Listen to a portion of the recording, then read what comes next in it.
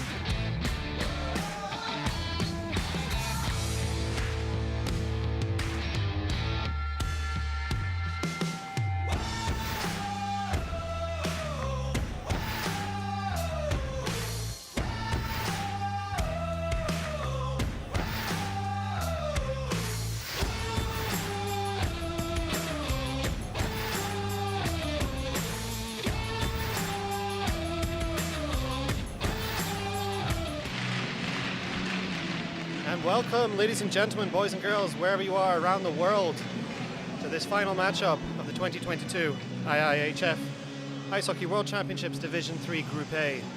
Welcome back to Luxembourg, and Michael McKyle's joining me in commentary booth tonight. Feels like a winter day in Luxembourg. Good day for ice hockey. And it is snowing outside for those of you not in Luxembourg, but we hope it's warmer where you are.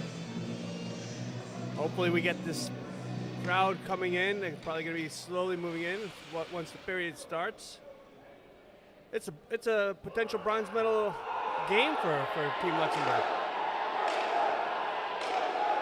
Absolutely. A win in regulation will secure the bronze medal off the back of Turkmenistan losing to Turkey earlier today. Could the overtime win also secure the bronze medal? That will go to a tiebreaker, which I believe is goal difference. I've not had a chance to look at the standings since this afternoon's game, so I'm going to put that to our YouTubers. If you've got a moment, maybe have a look at the standings and do some fantasy booking here. So it looks like Luxembourg is going to start with one of the top lines for the tournament. Two Cannon brothers, along with David Church.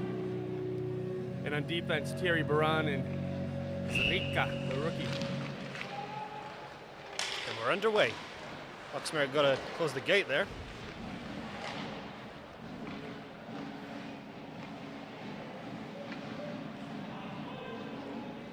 We got our first icing of the evening.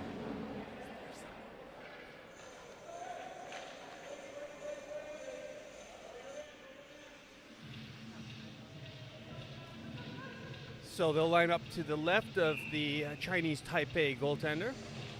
To the right of the Chinese Taipei goaltender, rather. Bit of a false start in the face-off by Chinese Taipei, so they'll redo it. Is someone jumping the gun, entering the circle before the puck's dropped?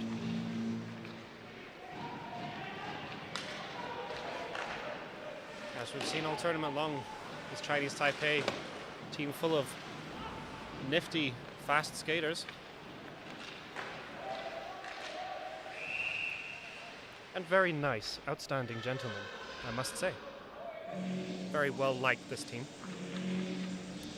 Interesting quick whistle there. Normally, whenever a goalie has the puck like that and there's nobody in pursuit of him, they're obligated to play that puck. And I'm surprised the linesman whistled to play dead, as opposed to telling the goalie to play it.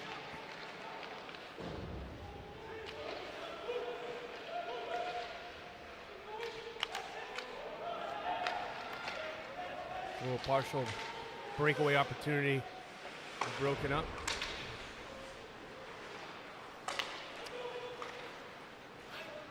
Belter couldn't connect on the pass to Moser, and that'll bring an icing. Face off down in the Luxembourg zone.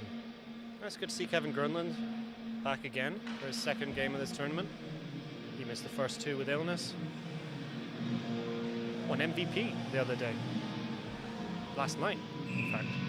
What a great way. Jump out of the sick bed and get out and get player of the game.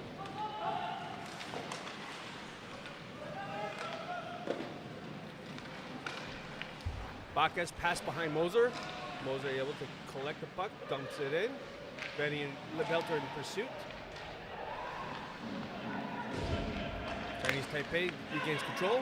Number 11, pass to 7, shot. A lot of space there. And Lepage out to challenge that shot. Easy save. Tell me a little bit about gap control, Mike, in terms of defense. We saw there a lot of space between the defense and the offensive centerman, I guess. Yeah, as a defenseman, when the play's coming in, once it's coming in, but even before it comes across that blue line, the defenseman needs to learn how to make sure they don't give too much space between them and the oncoming attacker. It's important for them to try and funnel them to the outside as opposed to giving them the space in the inside. And to answer your question on gap control, it's usually at least one stick's length away from the attacker that you want to give them. Because if you give them too much open space and you get a space and you give them that opportunity, that the snipers, good shooters could just rip a shot from the top of the circle and they could score easily. So gotta tighten up the gap there. One stick length is perhaps the maximum in an ideal situation. This isn't going to be an icing, as it was a Taipei player who shot the puck all the way around the boards, back to his own zone.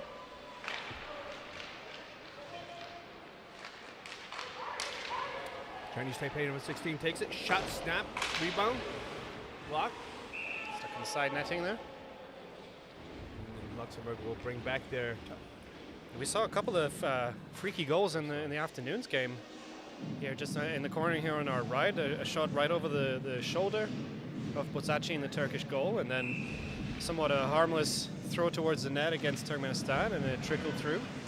To reinforce your point a couple of nights ago, shoot the puck, shoot the puck. You don't shoot, you don't score.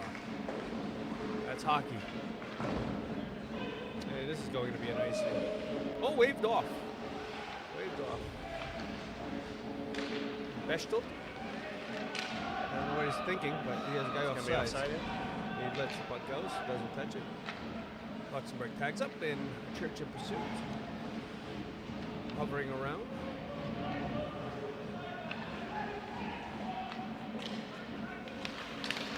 Pass by Chinese Taipei off the boards. And it looks like it's offsides.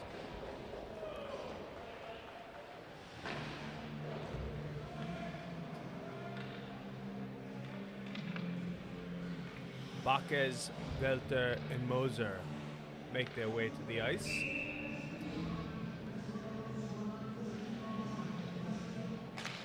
Face off won by Chinese Taipei.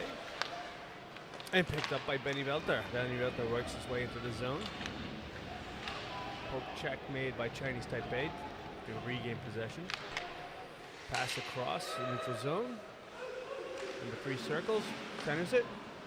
Broken up by Baquez, back check.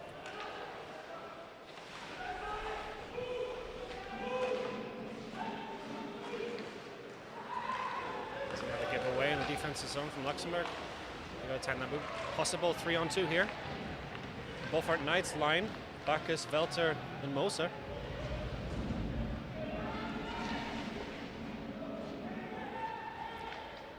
Welter gets bumped off the puck behind the net, and Chinese Taipei counterattacks. Number 11 shoots, blocked by Medvedovic. Thank you. I need a little bit of help on that one.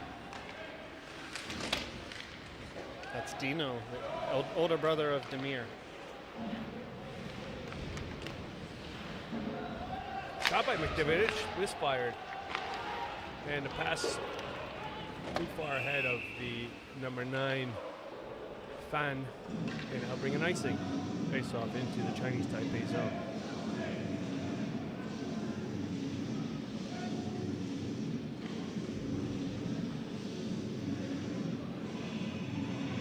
Key for Luxembourg today will be to shoot fast, shoot hard, shoot fast, and try and get that first goal.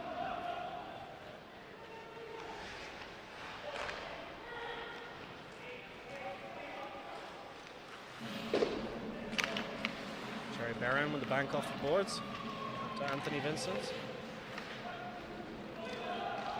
A foot race now between Zurika. He just won the hybrid icing race to the hash marks. We got Kim the Butcher watching while being in the DEL Nuremberg Arena, playoff game 3. Pulling double duty, watching double hockey here.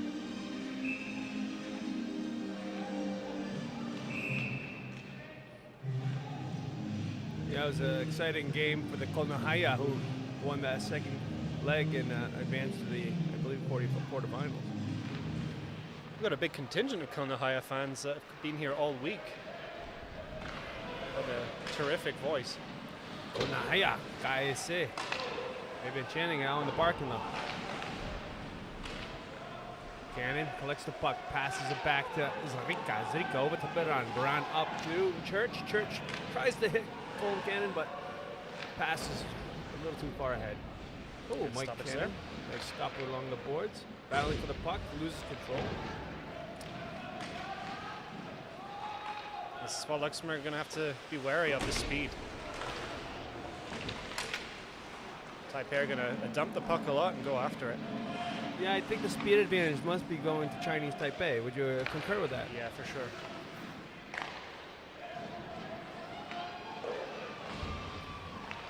Gronlund with the puck, dumps it in. That being said, Luxembourg have got some quick players themselves.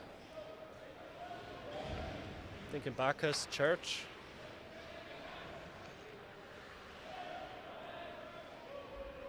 Beaver's a good skater as well.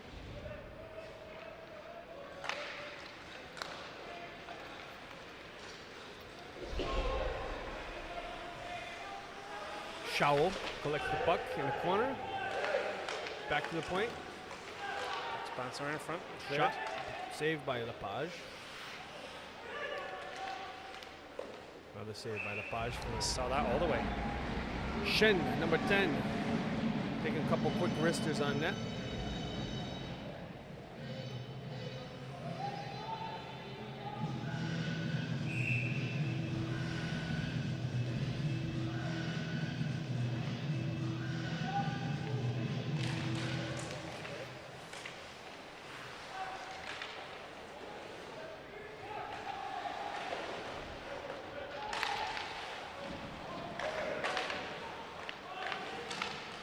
this close chance deflected just to the left of Philippe Lepage. Here comes Pudicek with a chance to counter-attack. Oh! What a there's a goal! setup by Pudicek to Molsong. Luxembourg are on the board. That was interesting to see Pudicek, Molsong, and Beaver, a new line put together here, and it looks like the instant chemistry paid off. Pudicek collects the puck from behind the net, centers it in front, and Molsong was well positioned to take that pass and put it between the goalie's legs, aka 5-hole. Head coach Peter Fickel, he likes to use Claude Molsong, I've noticed, a lot with the younger guys. He's often centering on that third line, the two rookies. Claude Molsong's a captain of the Beaufort Knights, and he's got that kind of a leadership appeal to him, and I think that helps give the rookies, the younger guys. I mean, Beaver's not necessarily a rookie, but Pudicek is. But you know, both those guys may gain some confidence from the leadership and the confidence that Molsong brings to that. Taipei coming back. They've had some good chances. The puck's bounced around in the crease. Oh boy, they're gonna have to play that. It's a nice little comeback by Chinese Taipei, trying to kill any momentum build up from Luxembourg. Luxembourg is able to stop them, but they're coming back relentlessly. Number 23 with the puck. Poke checked away by Zrika in the corner.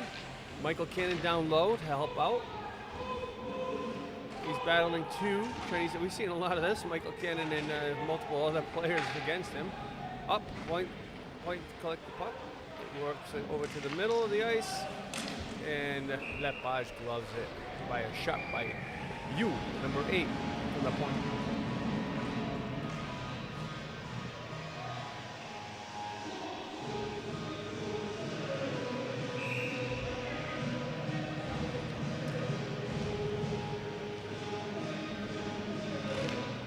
Nice win by Benny Velta. Back to Bechtold. Bechtold over to Moser. Moser bounces it up the board, takes a hit in the process. Back is to Velta. Velta gains the zone. Velta looking. Sauces it on net. Rebound. Bacchus tried to strike, but couldn't get a clean strike at it. He collects the puck. Passes it back to Bechtold to the point. Bechtold weak shot. Gets blocked and repossession to Chinese Taipei. Kept in by Moser. Bacchus in pursuit. Chinese Taipei clears the zone. Moser Nice back to recovery Groman. Groman, quick pass up, tipped by Velter. It's going to be icing. It will be icing because Velter tipped it before it was able to cross the red line, resulting in an icing play after it crosses the goal line.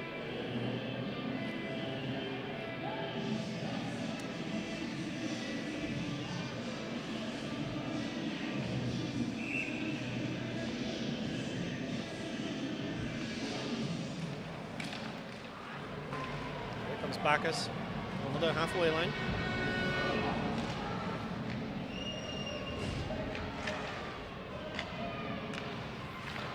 Finds a trailer there, Claude Molsong.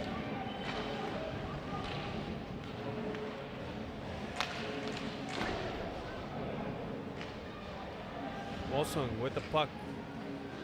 Circles, half boards. Throws it on net, but not strong enough to get through, but clicks it again. Vambach. Shot blocked.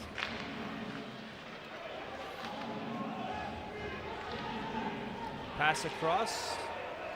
Chinese Taipei in pursuit. No icing on the play. Some good speed from Meekin in there. Shot from the point, pushed away by Lepage. And this is going to bring another potential icing. Can he break up? No, he couldn't get ahead of the defenseman. Get the hybrid icing rule and wave off icing. But faceoff would be down in the Luxembourg zone to the right of Lepage. Got a question from Megan Rich. Will the awards ceremony be on here after the game? Indeed it will. I will actually leave you for the last couple of minutes of the game in the hands of Mike, as I'll go on the ice with the camera and bring you right into the action of the medal ceremony. We got another too many men on the ice penalty, the third in this tournament for Luxembourg.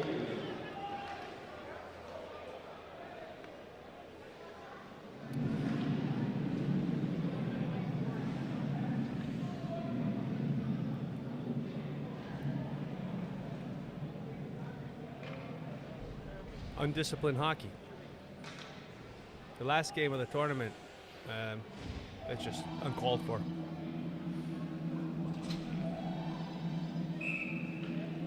Watch the tape, boys. Watch the tape.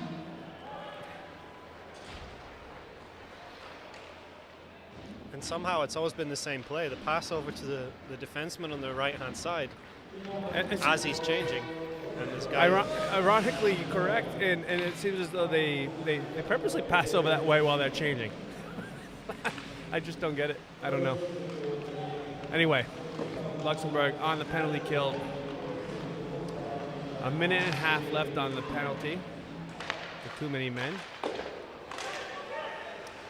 Cannon collects. Oh, that's going to be a high stick. No, yep, and it is. Sang, number 4, defenseman for Taipei. High stick, the puck batted out of the midair, but it was a little too high, and he touched it, so the play gets whistled dead. Minute 22 left on the penalty. Face off outside of the Luxembourg zone. Looks like it's Dino Medvedevic in Luxembourg serving that too many men on the ice penalty. He's a trooper. Takes one for the team. Medvedevic. Big hit from Grunland. He brings a presence, Grunland. He's a body. He's got a body. He likes to use it. He's a Swedish blood.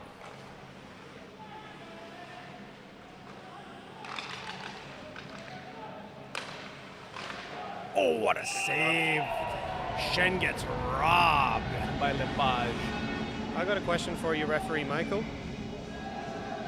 On a bench penalty such as too many men on the ice, is it the coach's responsibility to elect which player goes in the box? And can he choose anyone, or does it have to be a player who was on the ice?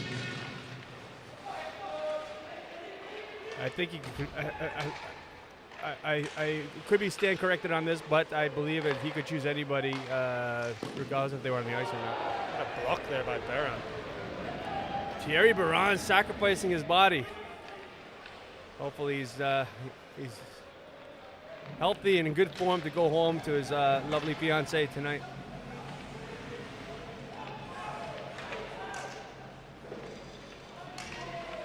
Got 23 seconds left on the power play for Chinese Taipei.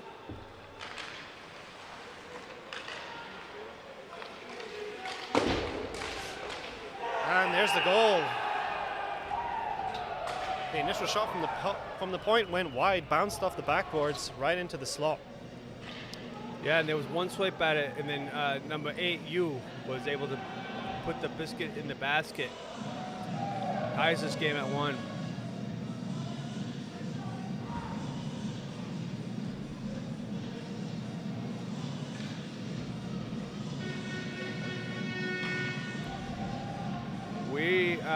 I don't think we were expecting any blowout by either team. We were expecting, if anything, a very close match, and so far, that's what has ensued. Bechtold in pursuit. Gets there first, throws it in. Well, Luxembourg are making life hard for themselves in this tournament with those bench penalties. There you go. I mean, that was a very bad penalty, and they paid for it. Handsomely paid for it by giving up a goal.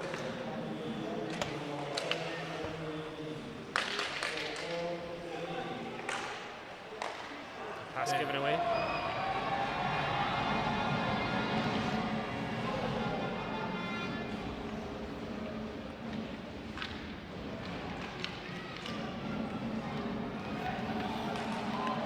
Good stick lift there from Michael Cannon to regain possession.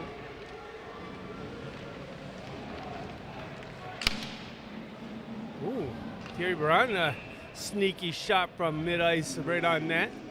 Goalie had to make sure he kept the eye on the puck for that one. Yeah, like I said, we had a couple of strange goals this afternoon. It's worth a try. If nothing else, you get a face-off in the offensive zone and a chance to line change.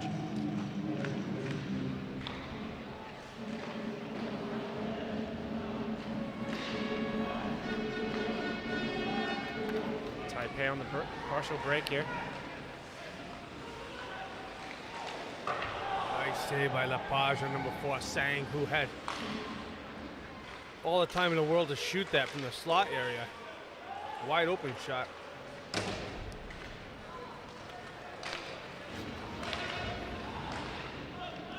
Moser couldn't get a nice pass from Benny out there. And Chinese Taipei able to dump it in. Back is over to Moser. Moser collects the puck this time. Circling, stop, short. Pass it back to the point. Vincent takes a shot. And Velter. Oh, how did that not go in? Velter got the puck, batted it down, but wasn't able to put a stick on it. Nice Bounce shot just over the crossbar. Nice shot by Vincent. Allowed for the rebound to happen. Potential goal there. Opportunity.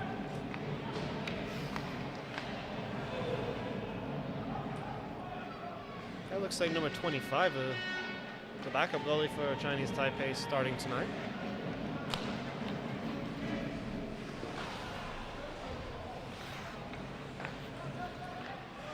Wei Che.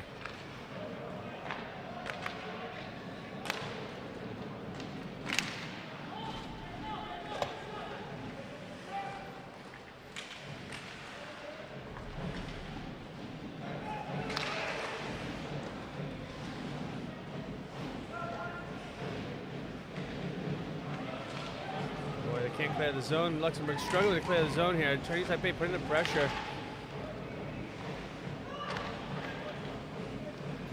Oh, blocked by Putacek. Putacek collects it. Gains, always skates it. Puts himself outside. Couldn't touch the puck because he would have been blown dead.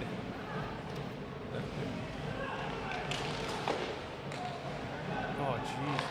They're just overskating the puck today and not collecting it and controlling it cleanly. Wilson taking on all 5 of the Chinese Taipei, dumps it in, and he'll get off the ice for a change. Cannon makes his way on.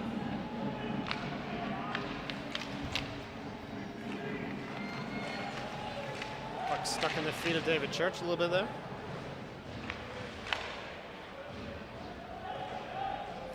Thierry Baron collects it, pass it over to Zrika over to Colm Cannon. Colm takes a bit of a hit from you, number 8. Church gets the puck, pushes it towards the net. Chinese Taipei get the possession. Bounces it off. Break. Potential 2-on-1 here. Oh, broken up by Thierry Baron. Nice play. Nice play to stop them.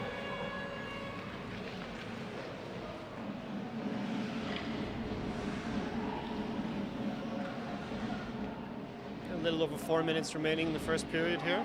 1-1 the score.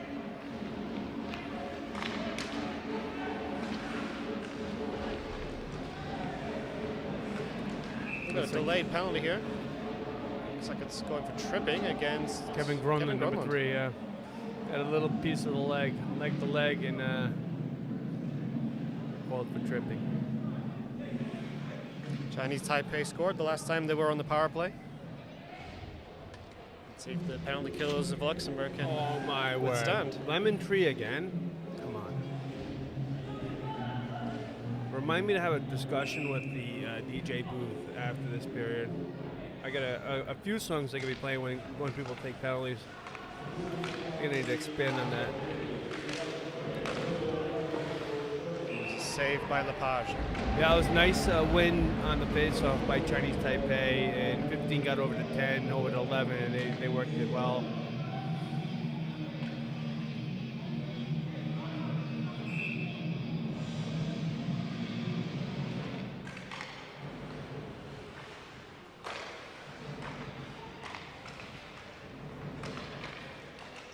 Chinese Taipei looking to set up a man in front. Gets it back to the point. Shot low and covered up by Lepage. It's a good save. He was screened by quite a couple of players there. Quite a few players. Luxembourg able to get some fresh legs out there. We'll have to see Beaver, Mosong, Bechtold, and Alex Mikkonen, the youngster. Molson collects the puck and ices it down.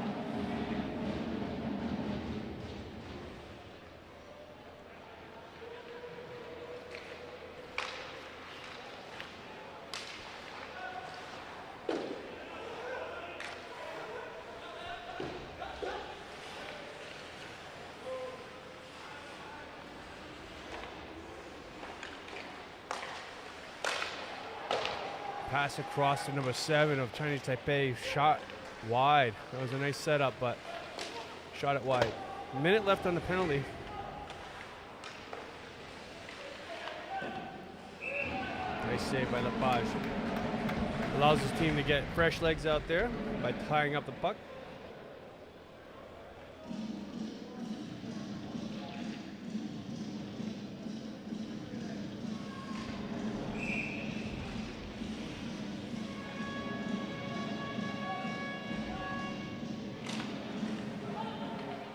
Face off won by Luxembourg. But Just over the line. outside. And called the offside because he touched it.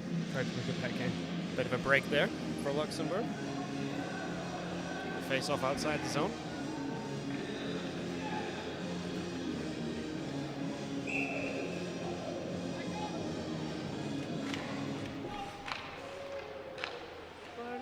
Colin Cannon tries to go forward with the face off.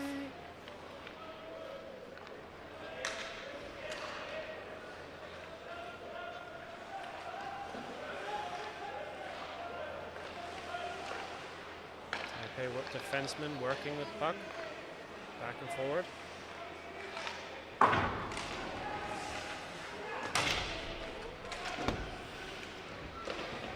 And Luxembourg looks like they're content on working the box as opposed to a wedge. Oh, that's a good blocker save. It's a delayed penalty. That's me slashing for Chinese Taipei. That's a fortunate break for Luxembourg. When you get a penalty assessed to the other team while they're on the power play, you take it and you don't think twice. Oh, come on. I'm sorry, but remind me to have that conversation with the DJ. Yeah, we've had lemon tree a lot during this tournament for our long-time viewers.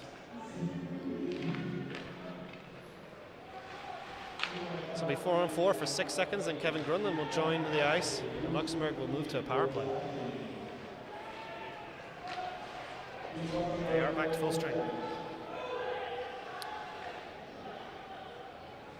Bechtold behind the net. Gives it to Velter, circling. Pass it back to Bechtold. Bechtold looking, miscommunication there. Backus collects the puck.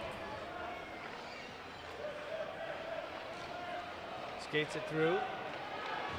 Oh, tries to split the defense. Gets hit by number 18 of Chinese Taipei.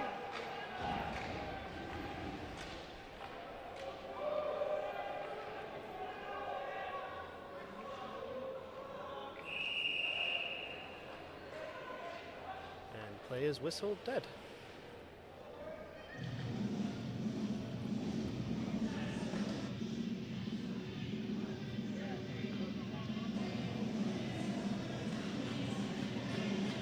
Minute 9 left on the power play to Team Luxembourg.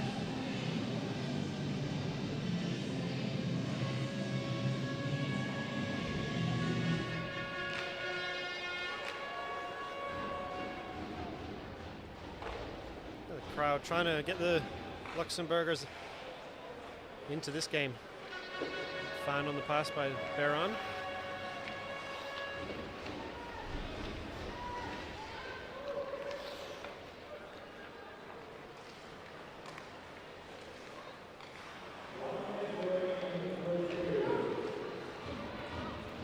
Minute of the period.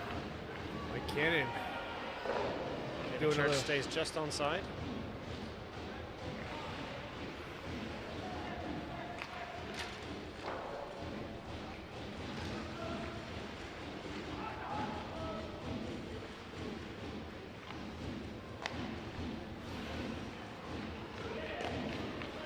And the shot is blocked. And his brother Michael makes sure there's no short-handed breakaway.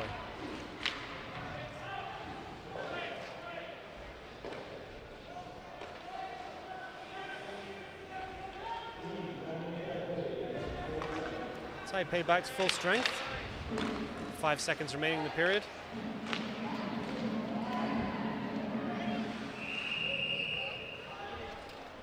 And there'll be a whistle with 2.5 remaining.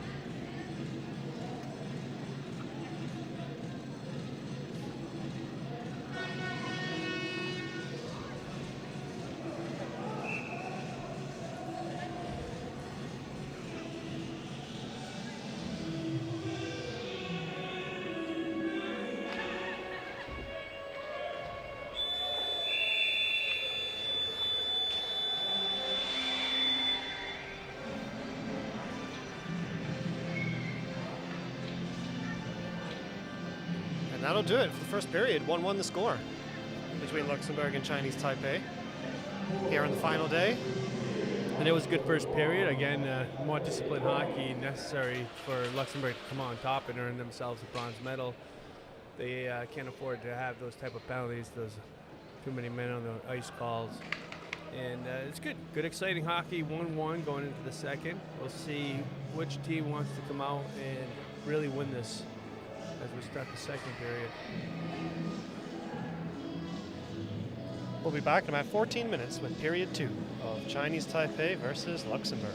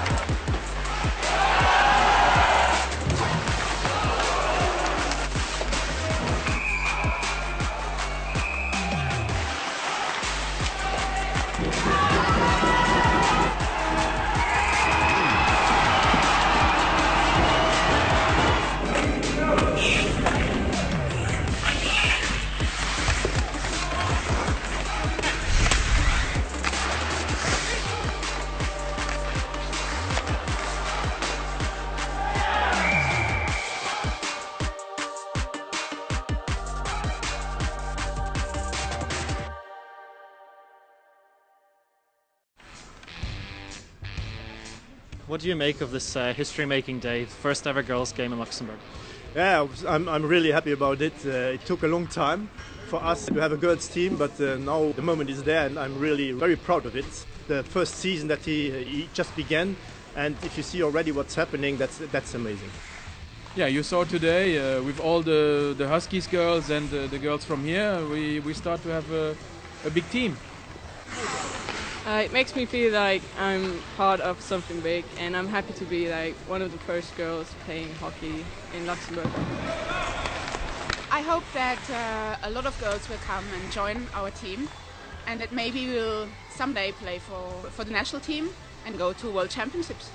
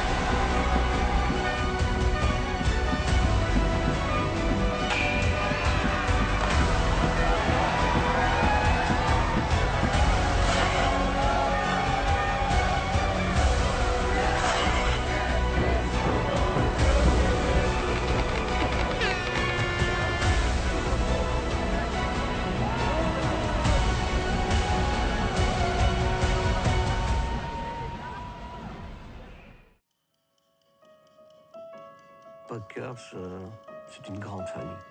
Respect each other. It doesn't matter what the score is. I know it's important to us, but more important is our friendship. All right? Let's go out and show that.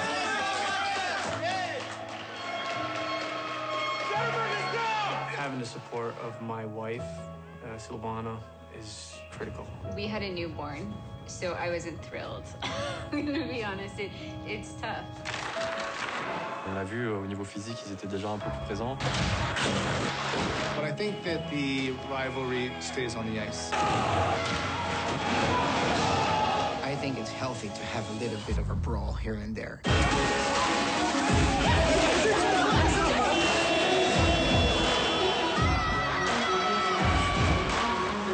We give ourselves a lot of pressure. Should just go there like we are a 40 years old guy and just have fun.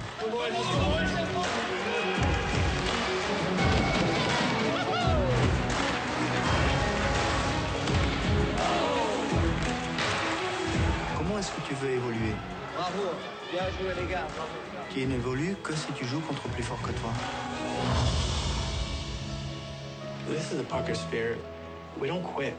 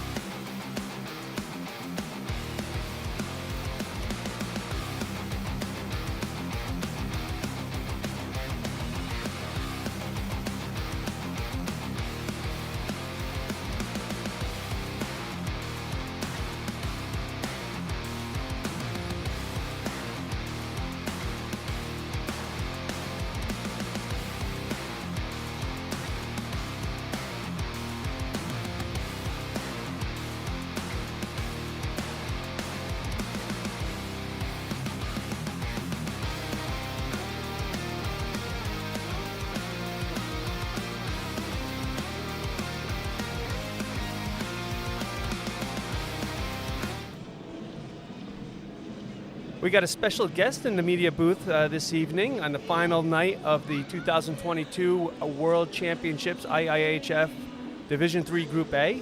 I'm accompanied by a long-time ice hockey leader here in Luxembourg, IIHF Hall of Famer Monique Shire. Monique, welcome. Thank you.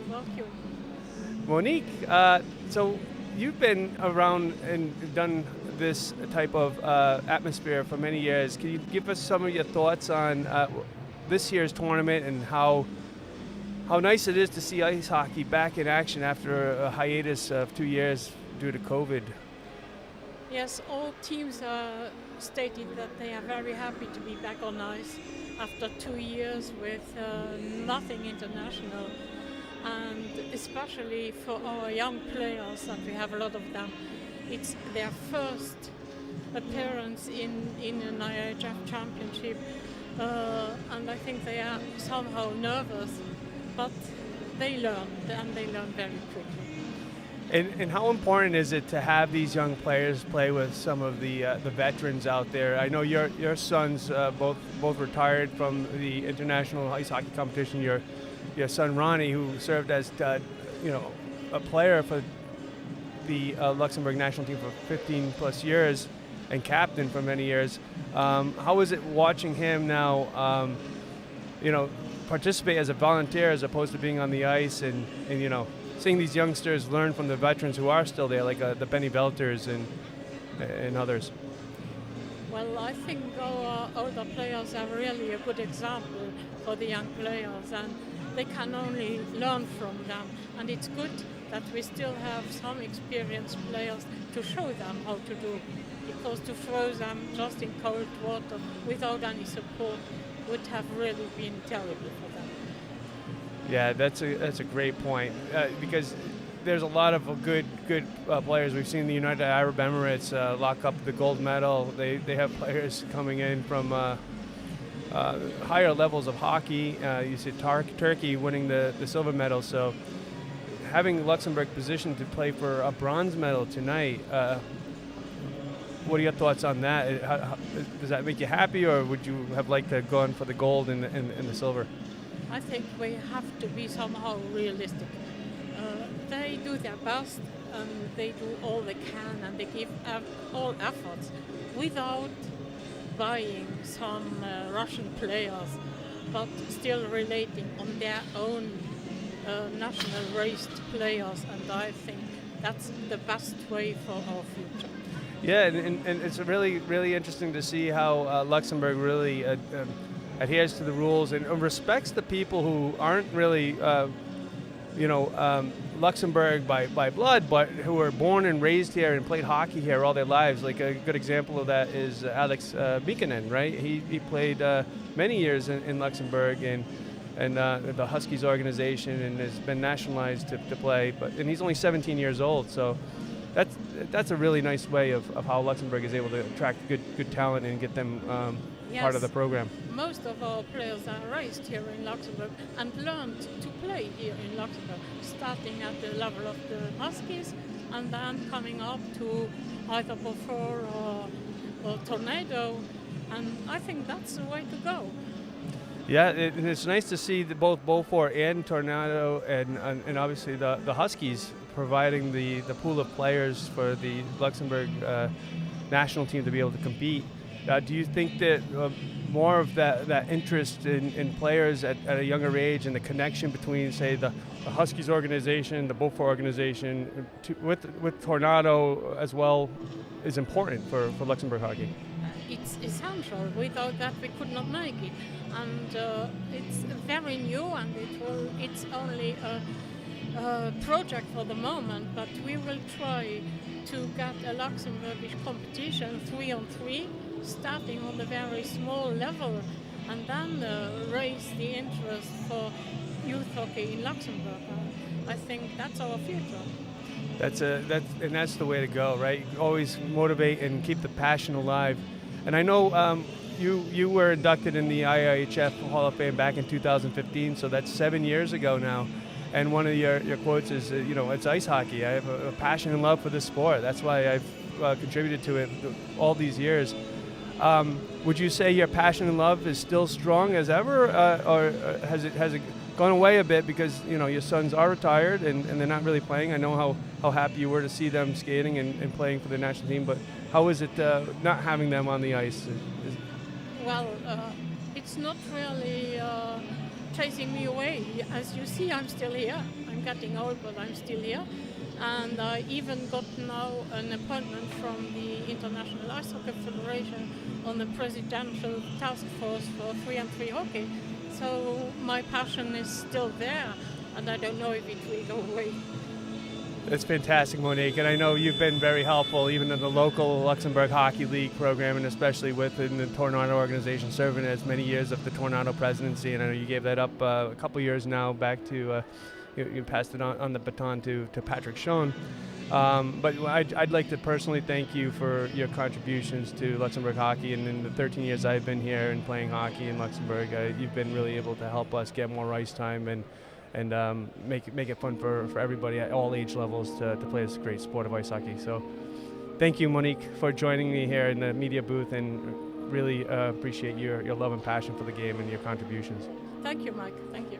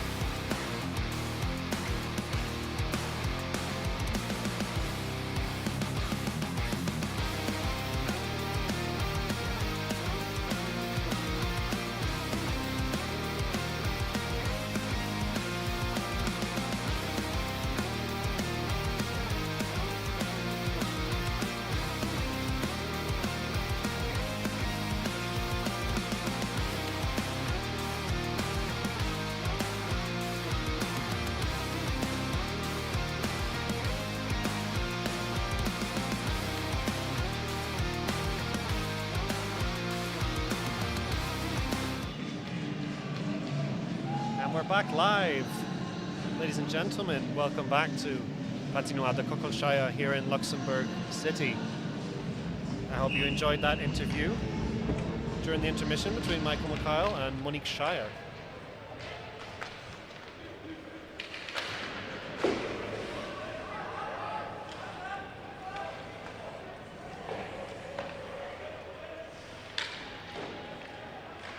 Wow, nice pass off the boards. Long one from the own zone to number 13. Gains the zone. Circles behind the net. Number 10, who made that pass, initial pass, passes it down half boards to number 6, whose shot was blocked.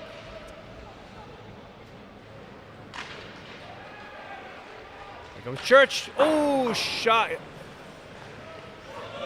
Shot goes sailing over the net, and he is still with the 100% shooting percentage. We'll have to check that out, actually. You can see on the IIH website all the statistics of every player. You can even do team-by-team comparisons. It's really well built, that website. This is number 10, Shen. Brings it around the boards. That's a good exit from the defensive zone. And some more confusion on the bench there, making line changes. We're getting in each other's way at the door.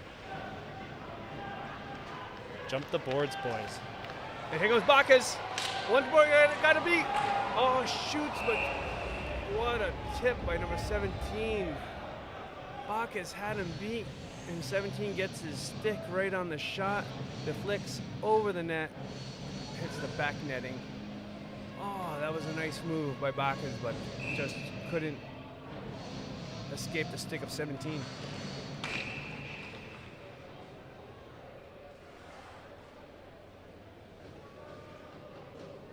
Number 17 is Mr. Chang.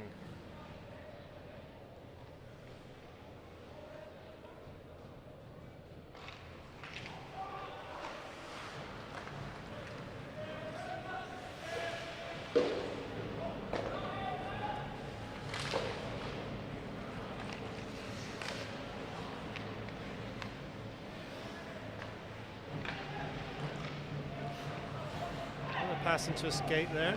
Chinese Taipei take possession, dump it in, they'll try and chase.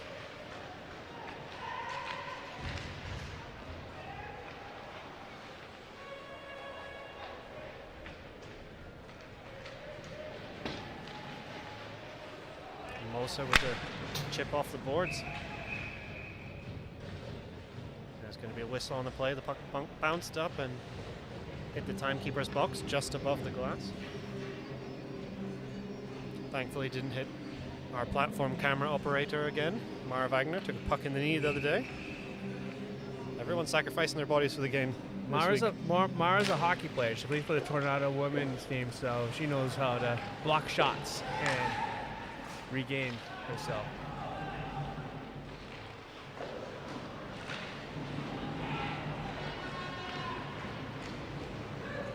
Nice dump in there.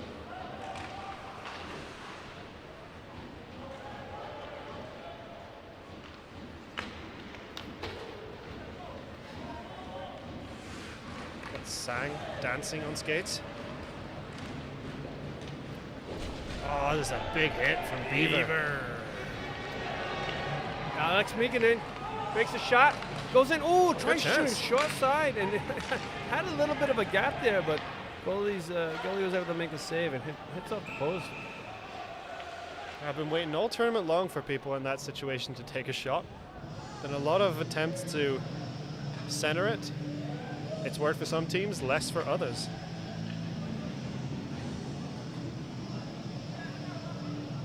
We got +2 Guido in the stands. +2 Guido. Oh wow, my old defensive partner. Yeah. Welcome to. Welcome back. You guys were really good on as defensive partners. We used to pair you up every practice. Yeah, a couple of years we played together.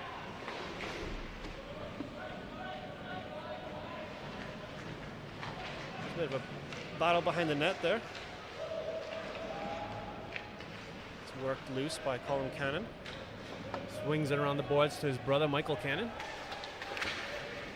who was able to Just bulldozing his way through. Like a bull in a china shop.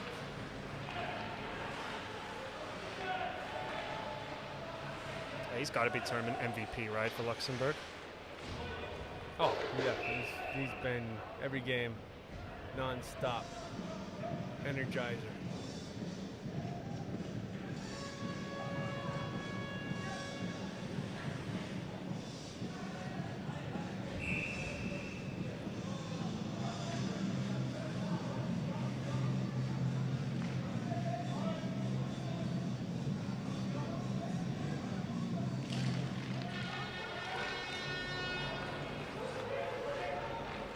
Wang, number 13 for Chinese Taipei. Ooh, avoids the hip check by Bechtel. That would have hurt.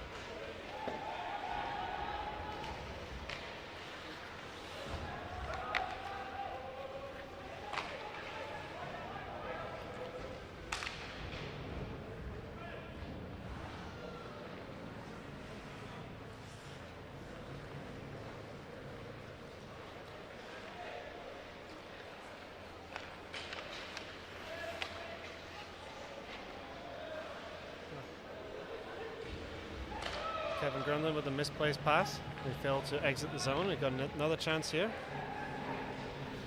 Set over to Moser, who loses possession. Oh no, I on the don't red like line. this. I don't like this set. Oh, what a shot and save by Lepage. You don't want to turn it over in that vicinity. It just allows for a juicy counterattack by the other team. Not only that, you expend a lot of energy when you're skating forward with speed, and then you have to stop up and then change direction. Yeah.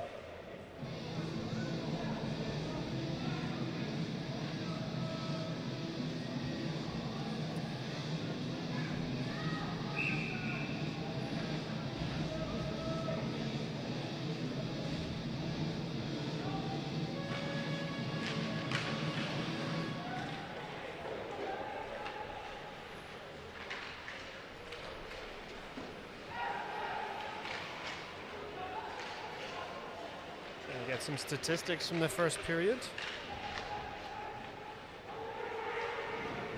Little backhand shot, comfortably saved by Philippe Lepage.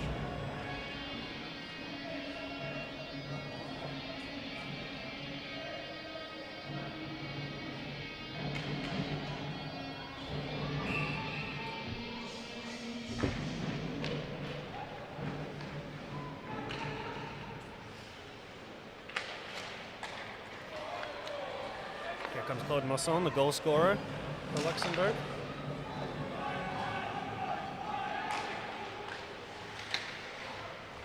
Nice breakup by Zrika.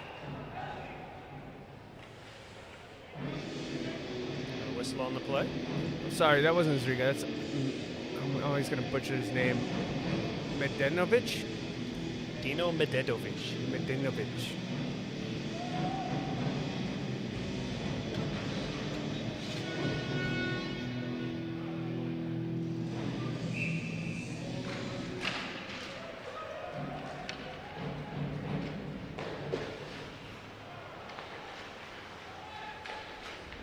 There's a lot of conversation going on in the chat about which teams, if there's relegation or not, in a couple of divisions this year. Due to COVID, a couple of teams had to pull out of tournaments. North Korea from this division. What's the impact of pulling out like that? Do you get relegated? Do you have to? Well, that's what it looks like. The conversation in the chat is that Nice save by Lepage on that shot from the corner there. With a couple of teams pulling out in various divisions, it looks like there's going to be decision made in May at the IIHF Congress. Oh, nice there's a shot chance. by David Church runs over the goaltender. Not the goaltender, the goal, sorry. Yeah, he got knocked into the goal, so it wasn't him on his own with the momentum, but he got a bit of a push too. Not flagrant enough to call a penalty, but enough to get the goal knocked off its hinges.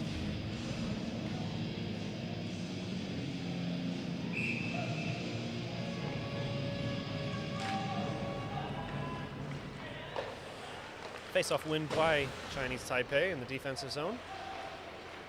They'll exit cleanly. No, not cleanly. Benny Velter comes in and steals the puck.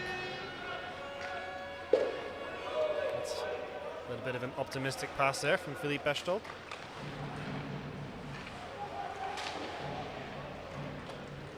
Swung over to number 21, Lin. Collected by Moser.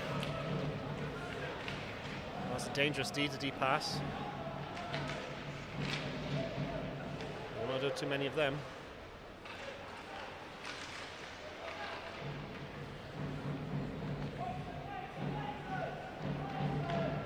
Backus comes back to collect the puck. Tries to snap it forward, but gives the puck away, gets it right back. Oh, and fans on a pass, now a chance. Oh, and the puck Sigh of relief from Sasha Backus there. Yeah, puck just came off his stick. Chung tries to go through the boards. It's going to be an icing. No, waved off. Linesman says play on. Oh, Pudicek with an interception, nearly.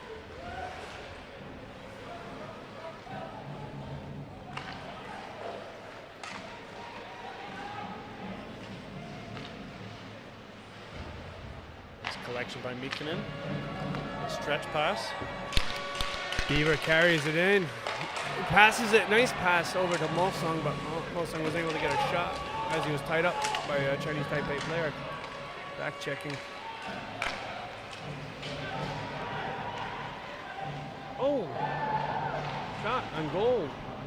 Rebound was there for the taking. Scrappily cleared, but cleared nevertheless.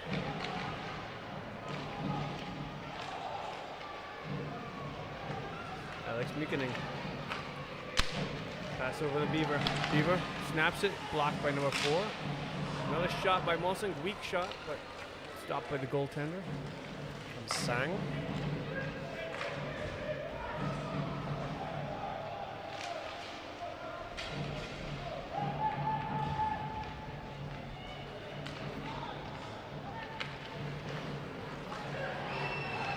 It's behind the back play there. David Church battling Yu.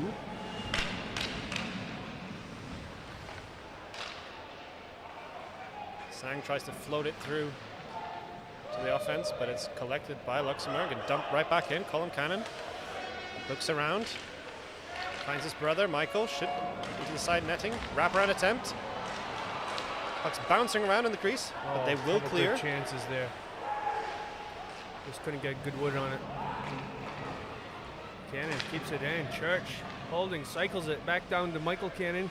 He's down low, collects puck. Tries getting it over to his brother. Blocked by number 6, Shen.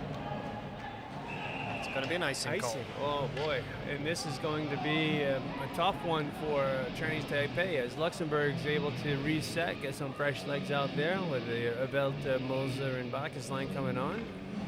Chinese Taipei players are tired and they have to stay on the ice. They cannot change.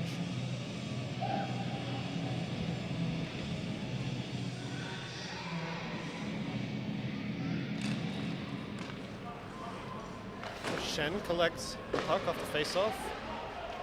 Kevin Grunland. Boy, he took a chance there trying to keep that puck in, and he didn't get the puck or the man. In that situation, as a defenseman, when you take a chance like that, it's either the puck or the man. One or the other. One or the other you need to stop. If you let both through, that's Backus. It's called a come out. That's called a dangerous, risky play.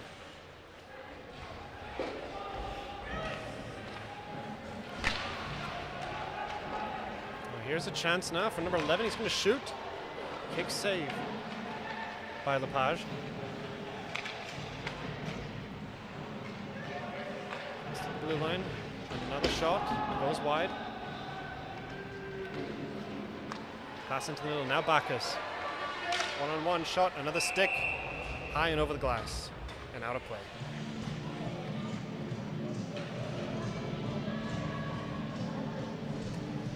Looks like the crowd is packing in here, and we got standing, a lot of people standing up around the boards all over. Yeah, I would say close to a sellout. A couple of empty seats, but as you said, a lot of people standing up, choosing to get right into the action against the glass. The backhand attempt by Claude Mosson. Blocked by Liu.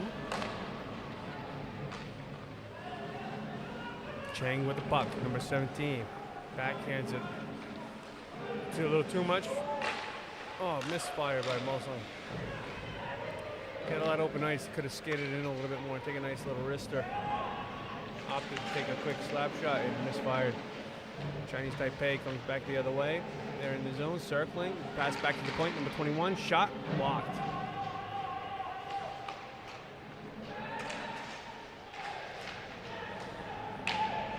It looks like they're going to go on a power play. Chinese Taipei is high sticking against Alex Mikkonen, the rookie.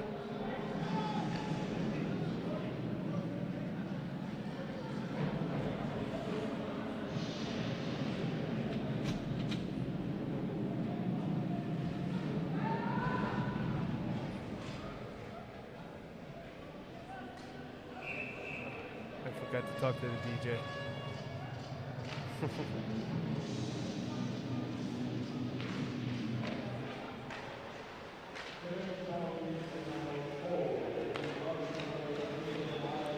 I'll give a very quick shout out to Barney, who's watching. Oh, there's a chance. Oh, cleared well.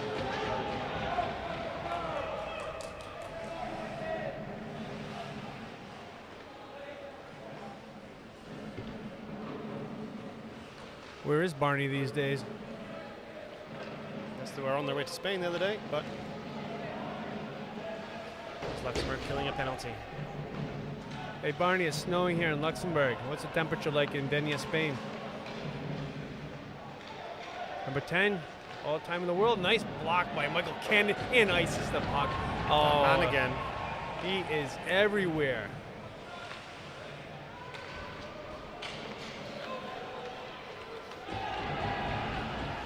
A little hit from Bechtel. A chance for Bacchus one-on-one.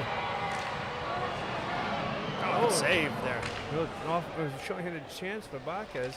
Couldn't get good shot off. Got the shot on her nonetheless.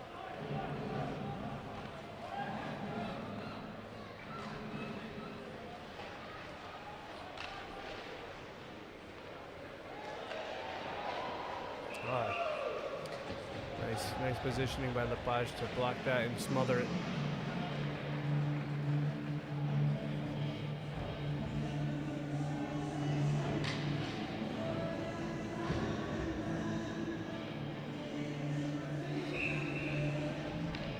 There's 32 seconds left on Alex Mikkonen's penalty.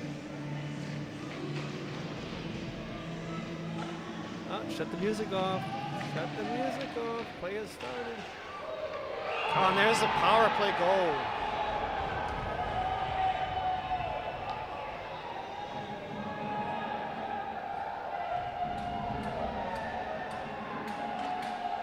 Age-old story. Stay out of the penalty box.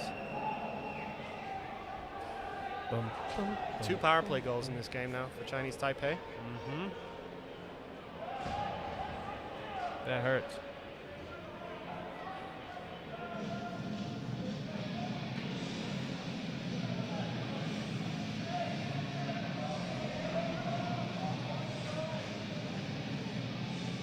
Well, Barney, tell Vincent to stop hijacking your phone and using your YouTube account.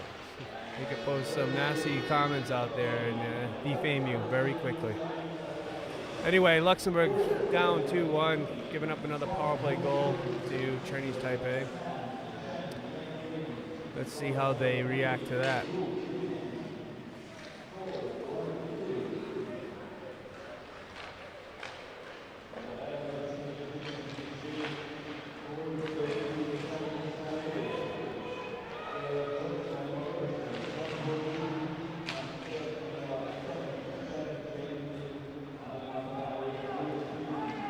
Cannon in the church line.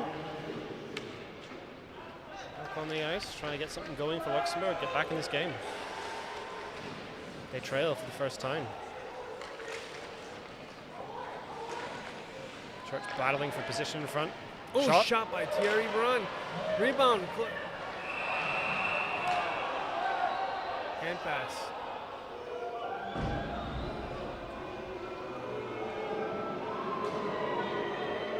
The crowd doesn't like it.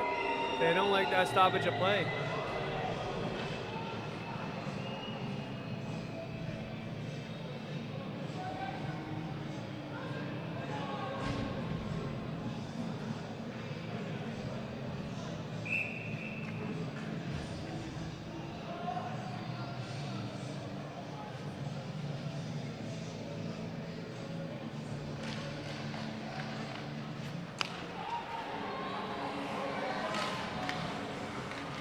Too quick on the release, too long on the release there by Kevin Gronlund. Shot got blocked.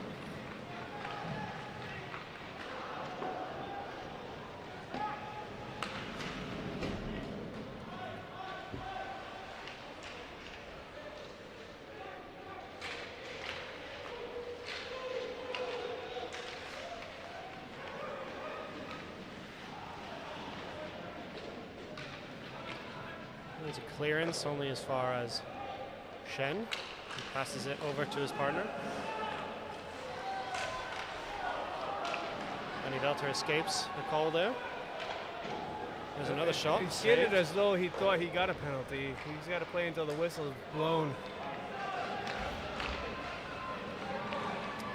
Here comes Velter.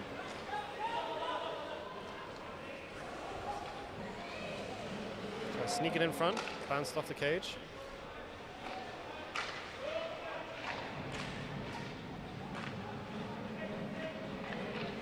Taipei going to skate it out across the red line and dump it in and get a full line change.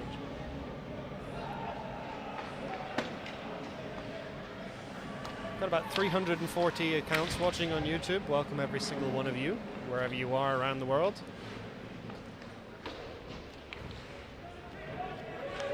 Welcome to snowy Luxembourg on Friday the 8th of April. Claude Mossong takes back possession, tried to chip it, but Beaver was skating away from the puck there. Couldn't get the pass across to Beaver. Beaver was in a prime position to take a nice shot. There's only a good chance there for Taipei.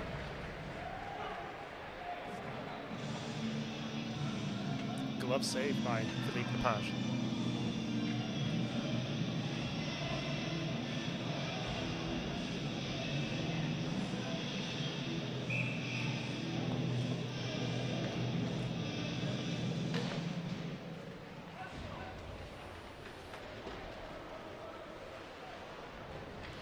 Three minutes, 40 seconds remaining in the period.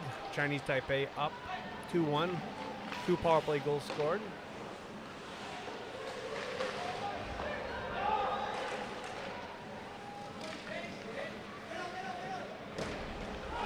Nice hit by Pudacek.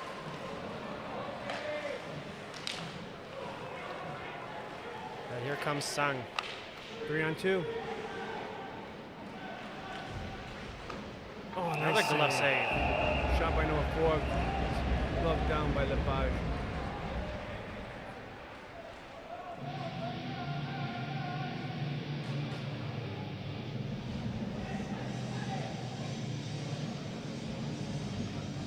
Greetings from Bosnia. I wonder if it's snowing in Bosnia. It's nice and warm in Spain, according to Barney.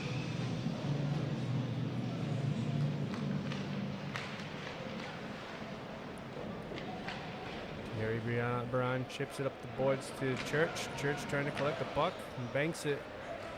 And no, icing was waved off. Chinese Taipei shoots it around. And here comes 24, gains the zone. A nice back check by, who else? Michael Cannon. And here comes David Church. Partial break. Couldn't get the shot stick.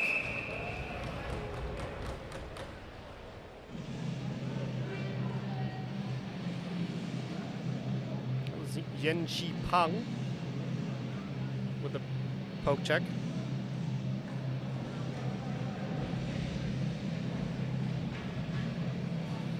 Ni hao ma.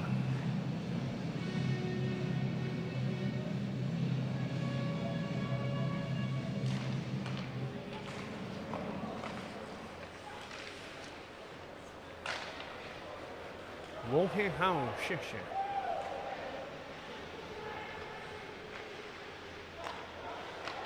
Oh, and there's the go-ahead goal. 3-2. 3-1, sorry. Yeah, up 3-1, 2:20 left, 2:26 left in the period, and that was nothing Lepage could do on that one. That was tipped in by a stick. Took a bad bounce and worked its way into the back of the net.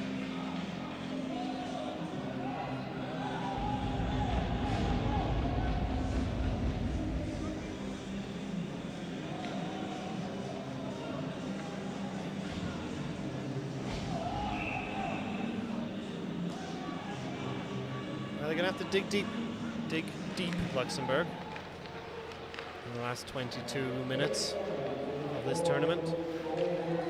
And, it's always possible, right? Turkmenistan came back from a 2-0 deficit going into the second against the Chinese Taipei team, and they ended up winning that match, so let's see. And not as much time in the game in this situation, but still plenty of time for a comeback, for sure.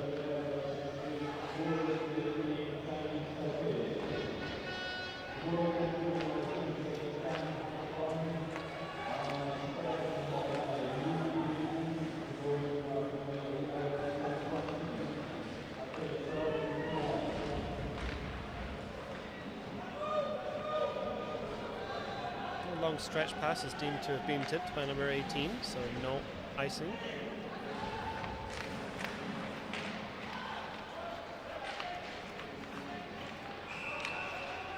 There is an offside.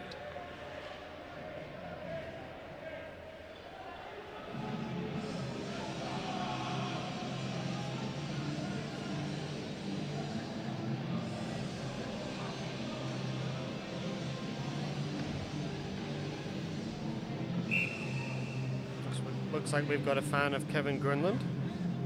Says number 3 Luxembourg is so good.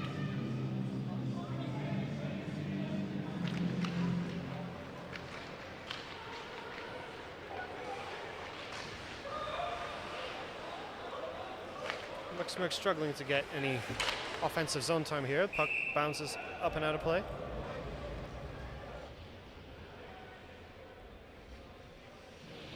Face-off will be to the left of the Chinese Taipei goalie. Michael Edwards says the dreaded 2-goal lead, the worst lead in hockey. I'm in full agreement. And a shot, nice win by his brother Michael. Back to him and sniped it right on, but WC He made the save.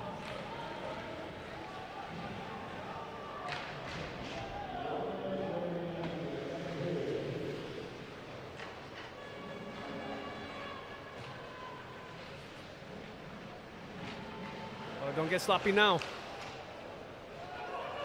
46 seconds left. A foot race now. Still plenty of time for Luxembourg to do something here. Chinese Taipei has to be careful. We got the Cannon brothers out there with Church. They're working the cycle. Oh, a pass by Michael to Colm just sail over. Church is a bit lucky to get away with an interference call there. Oof, a save just wide. Trickled through Philippe Lepage. So 10 seconds to go. He likes to put it around the boards. And that'll do it for period 2 of Luxembourg versus Chinese Taipei.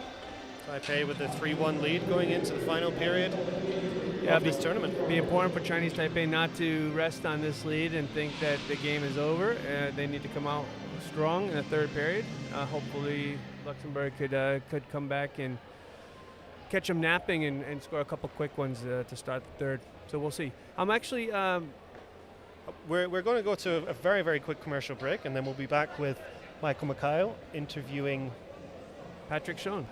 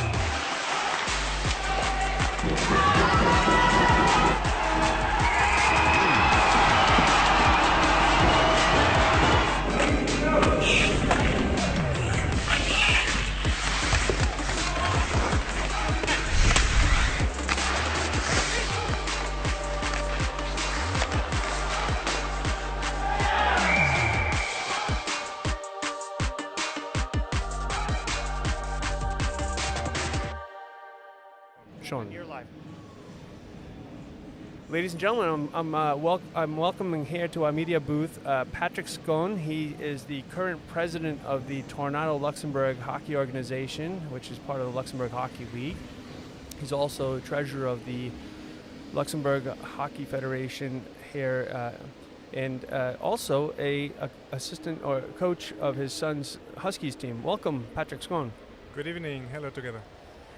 Patrick, tell us a little bit about how you managed a lot of these different roles that you have, and perhaps what you've done to help contribute to a great atmosphere after having 2 years off from COVID to this IIHF World Championships Division III Group A.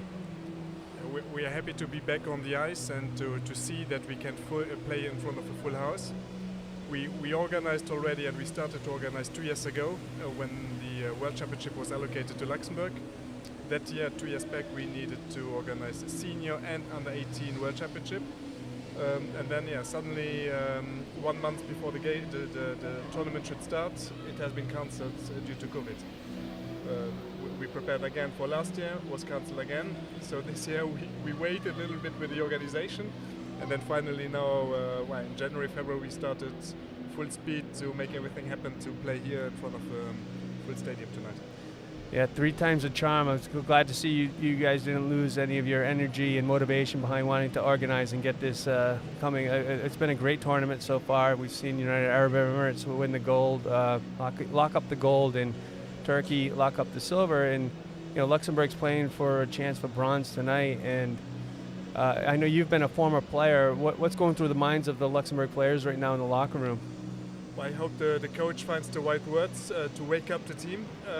I spoke with several players before the tournament already, before the game tonight. They were fully motivated.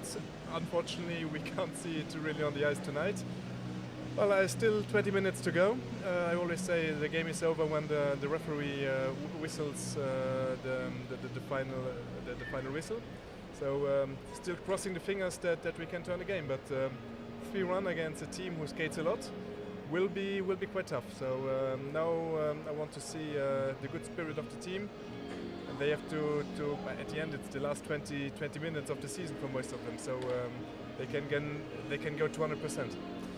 I was speaking during the first intermission with Monique Shaya, IIHF Hall of Fame inductee from Luxembourg, and she was mentioning the importance of having the youngsters play these type of tournaments so that they could grow and mature. And I know as a coach of the Huskies organization as well, and having your son play, how important is it to really make that connection between the youth programs in Luxembourg to the national team level, as well as the big teams like Tornado and Beaufort Knights? You have to know that Luxembourg hockey, we played many years with a special exemption, not having a junior team engaged in the international tournaments. So normally there are minimum standards by the IIHF, so you have to engage 2 teams, youth team and senior team in the international championships. You have to have an internal league with so many different league games. You have to have at least 2 ice rinks. And we were able to play only with the senior team. But however, we said as a federation, come on, let's go. Even if the first World Championship for the under-18, it was quite. We played with a new team, and I think they lost all the games, but not that high. So it gave us good sign, and we said, well, we have to continue. We don't take the under-18 off. And if you want to play with a good senior team, you have to have a good youth team. The older players getting older, so we need the young ones coming up. And I'm also curious to see how the under-18 this year will play in Bosnia, and then they will leave in 10 days. I saw them on the practice. It's a pretty good team, and I think they will do one or the other surprise at the under-18 World Championships.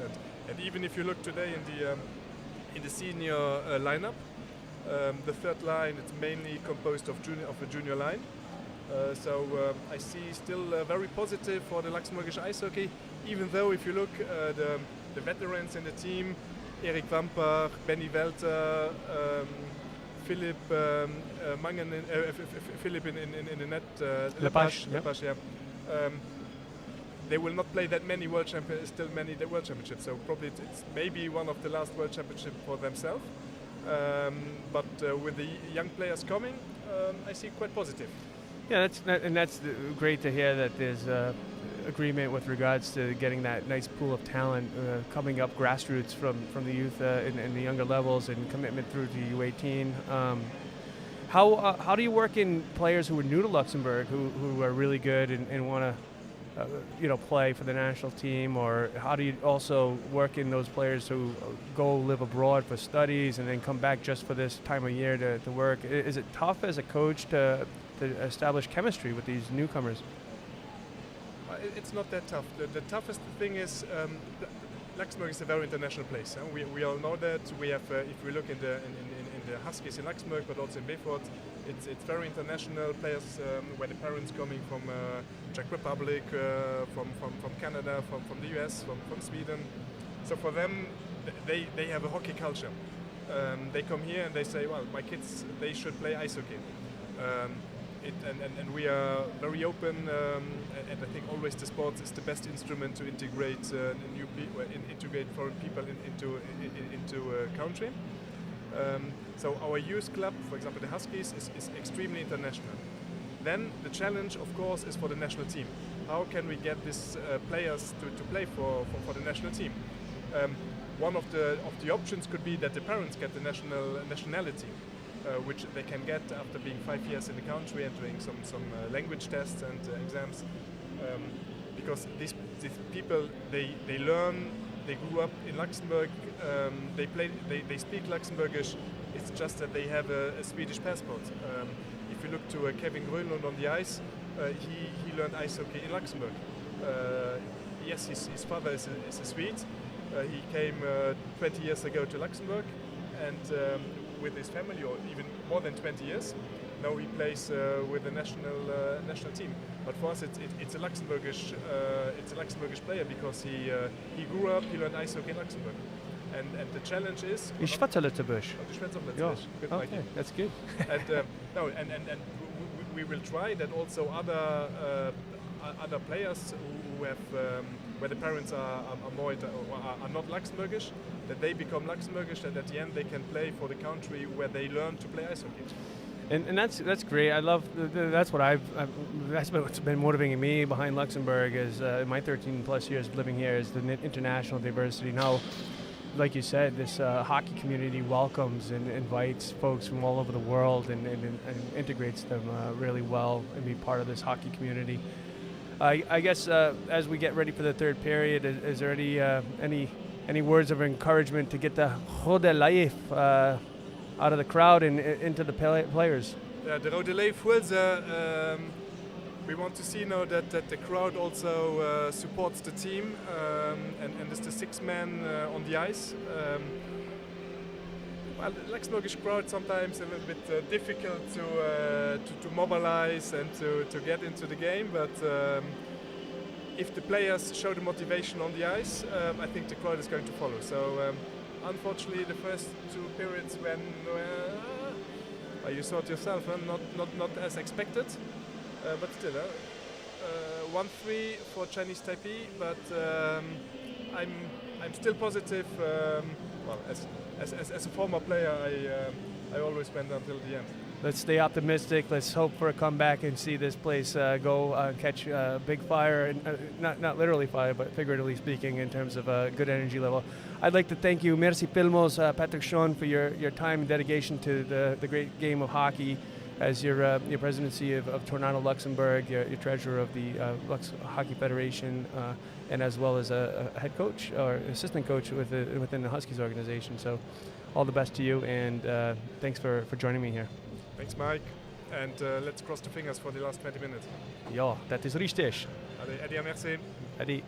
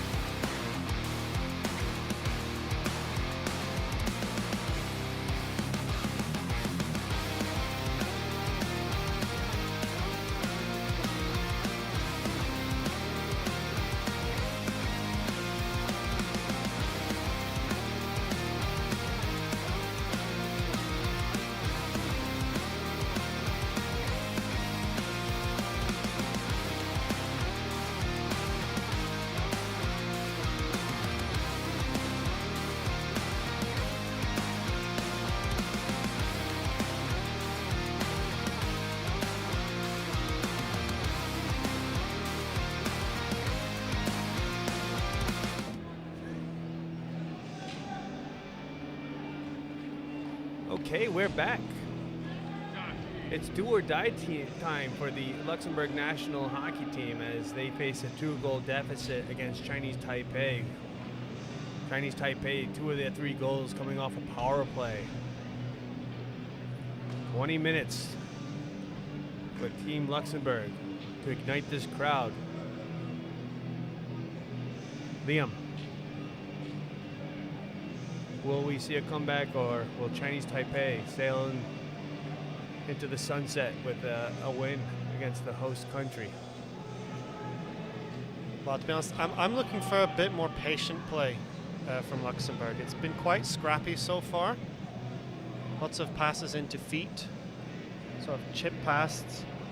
Sorry, I can't talk anymore. This is my 10th game of the week. A lot of chipped passes down off the boards, which isn't a bad strategy, but a lot of pucks are sort of bouncing around in the neutral zone, and they're just not connecting as well as we know they can. And then get to the offense, and we need some sustained offensive zone time. Yeah, crisp, clean, tape-to-tape passes, collect those loose pucks, make sure you secure them, lock them in. Puck control is critically important. I'm looking for the hero. Who's going to be the hero tonight?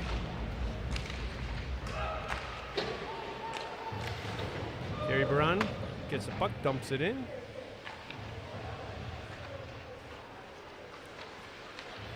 Pass over to Mike Cannon. Ooh, that was a nice collection of a puck by Church. Pass over to Michael Cannon, who one-timed the shot wide.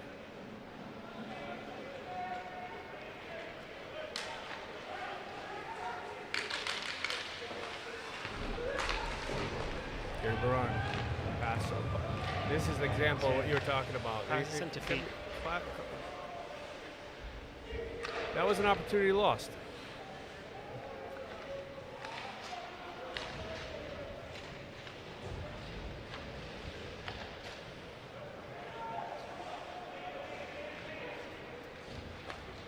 That's a nice thing. Oh, waved off because Liu was able to beat Bechtel to the hash marks. Okay. Pass. Intercepted.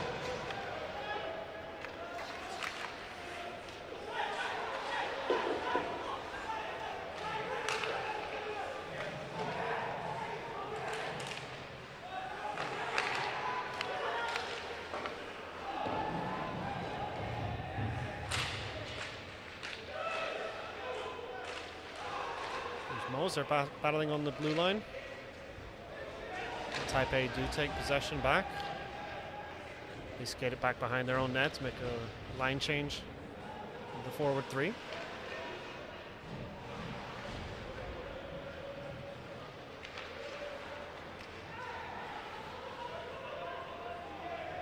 stops up, circles, dump pass into the corner.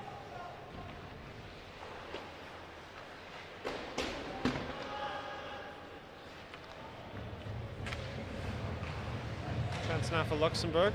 Try and get on the offense. Dump in bounces up and into the Taipei bench. Bit of a slow start. There was a bit of an opportunity there for Michael Cannon, who missed, fired well, but just shot it wide. Connects with that. That could have been the second goal.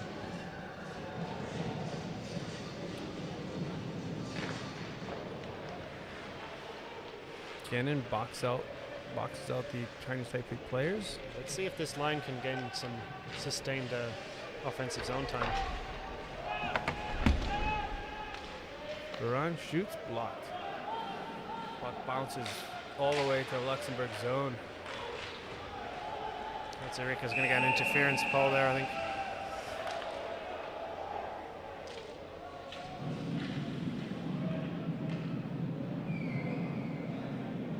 That's the right idea. You were saying there earlier about take the man or the puck. He's just too late there with his hit.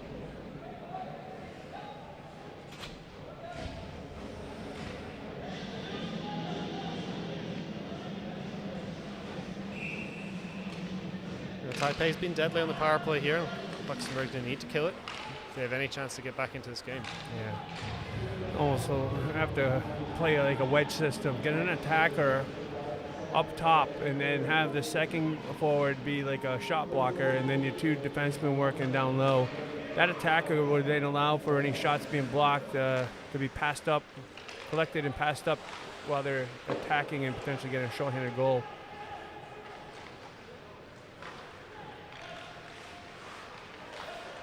Shot, save, double shots. Save. Number 10 got the rebound, and Lepage was there to stop him. Ooh, shot blocked, but number 24 hits him right in the leg. Gets back up, number 6. Oh, nice play. Oh, There's a third power play goal. Moser had him on the first attempt, but didn't stick with him, and he was able to regain control of the puck and shoot it past Lepage.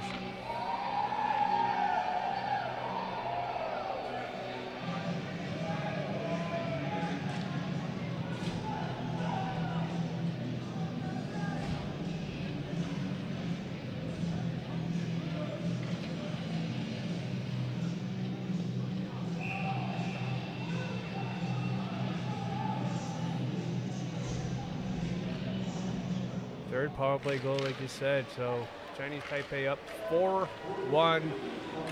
75% of their goal production tonight coming off as PPGs.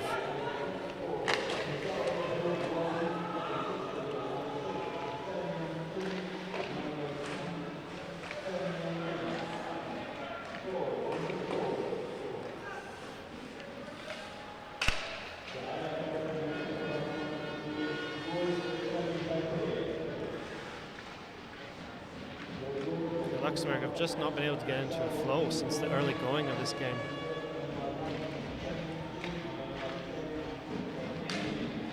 And penalties are a big part of that.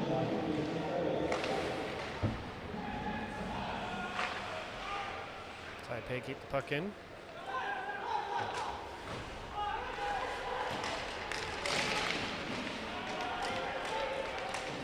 Chinese Taipei really putting up a fight. They want to take a win home with them. Oh, boy.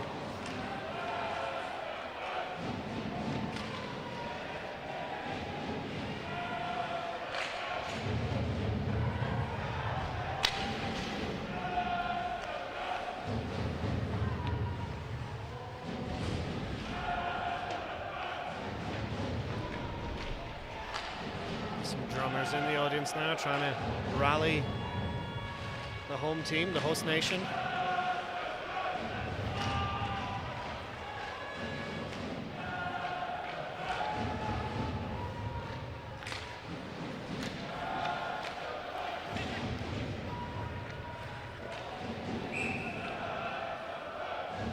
It's going to be an icing call. Face-off will be all the way down the Chinese Taipei zone.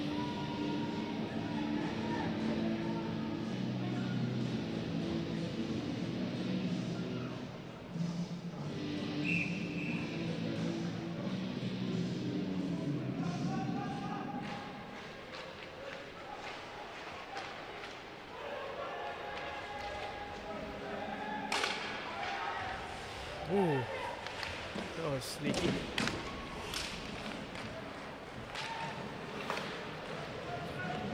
Bone getting up to his brother Michael. Michael gains the zone, drops it down for Church. Church circles. Oh, Sosa, backhand Sosa pass, bounces off the ice over the stick of Thierry Baran. Number 3, Liu of Chinese Taipei, passes across, blocked by Cannon. Cannon pass up to Church. Church tips it to himself, but couldn't get control. And Gronlund, number 3, battling through, taking the puck over skates a bit. A delayed penalty against Taipei.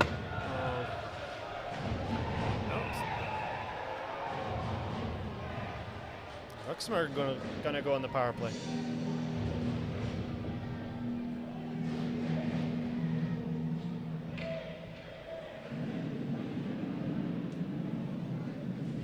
Looks like a holding call.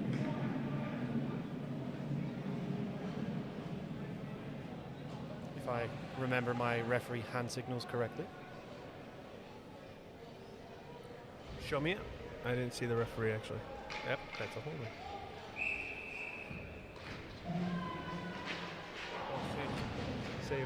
Saved by the start of play. Saved by the whistle.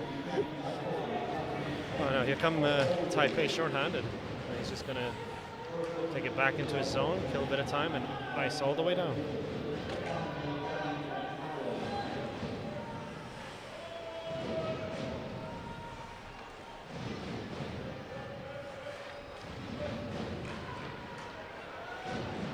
Bacchus skates it through. Drops it back to Delta. Let's see if this Beaufort Knights line can get that power play groove going.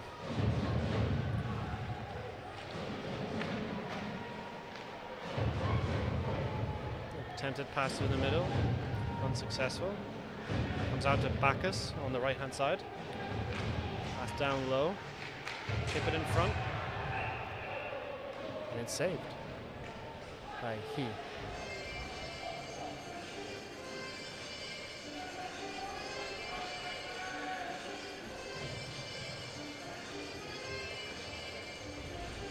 See if the Rode Life could wake up.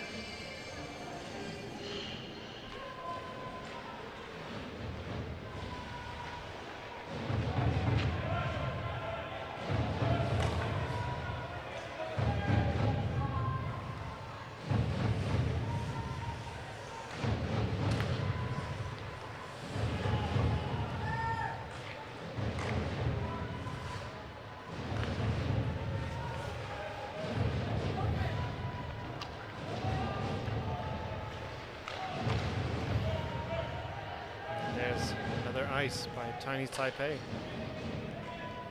And a strong penalty kill. Not allowing Luxembourg to really set up.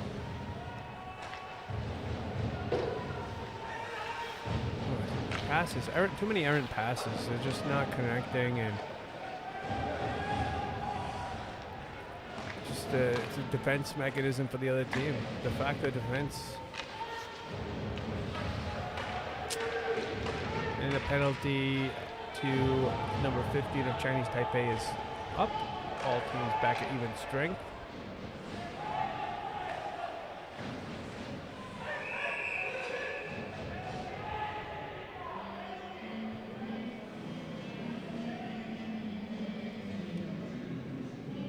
Hello.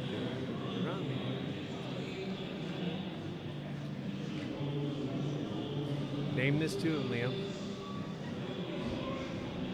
Hockey song? Correct.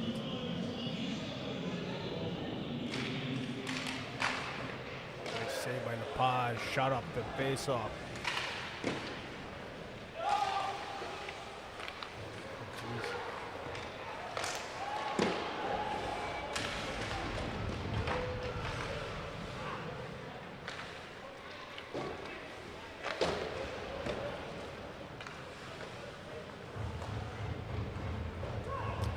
Example of an errant pass. You're not connecting.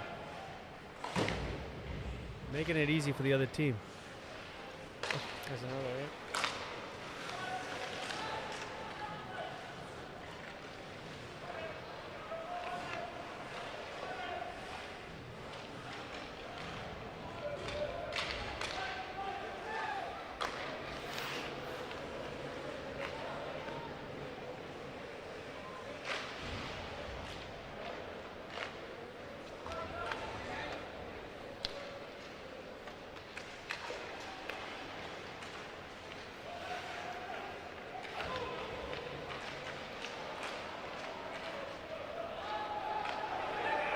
There's a chance here for Taipei, a 2-on-1 right in front. And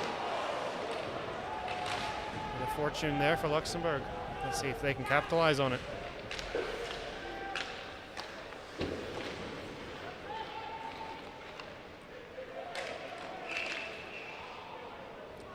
Play whistle dead due to offsides.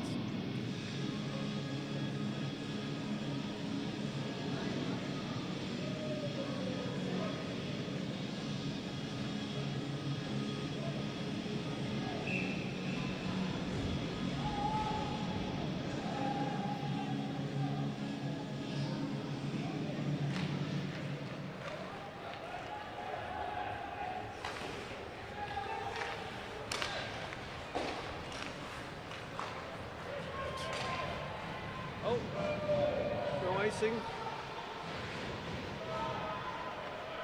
Past the center is cleared, and here come Taipei again on the attack.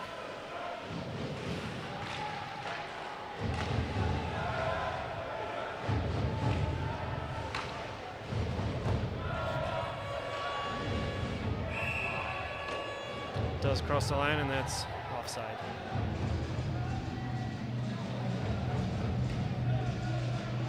A loss here to Luxembourg would put them in last? Yeah, Luxembourg would finish bottom of the group. Would they be relegated as a result?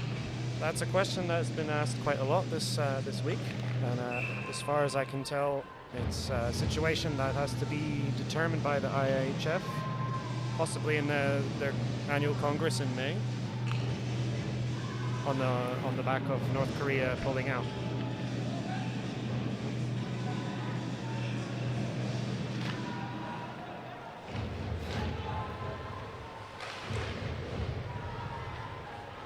Still not what you want as the host nation to finish dead last of 5 teams.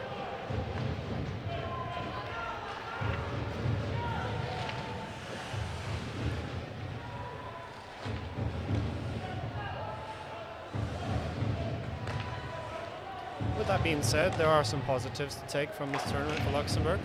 The introduction of 6 rookies. Nice back pass. Home cannon.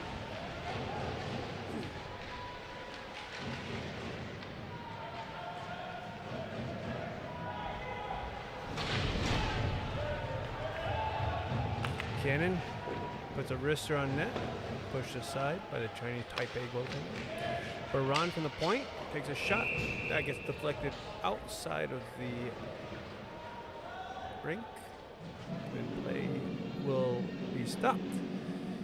Face off to the right of the Chinese Taipei goaltender. 8:44 to play. Chinese Taipei commanding 4-1 lead.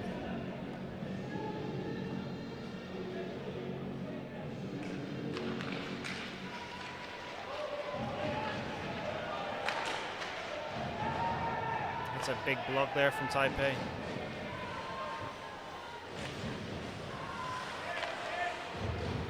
Eight and a half minutes remaining.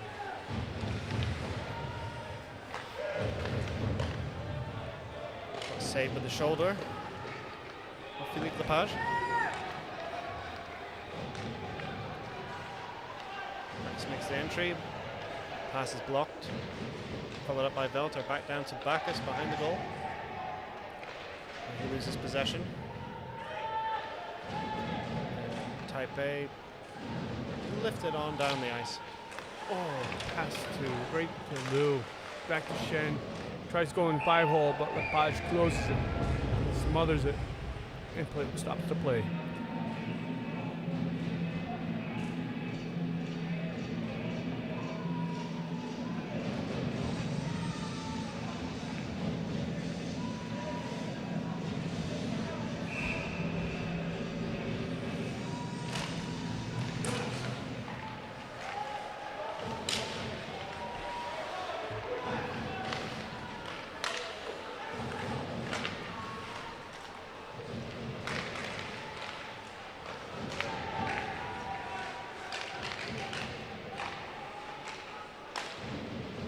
Taipei fizzing the puck around the offensive zone now. That's for Church to clear, but he reaches only the blue line.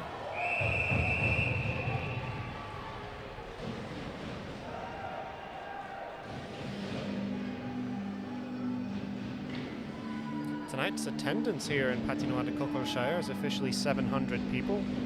So not as many as the opening night game. Not quite, but still very nice to see. What's the capacity over at the Beaufort Ice Park? I believe it's around 500.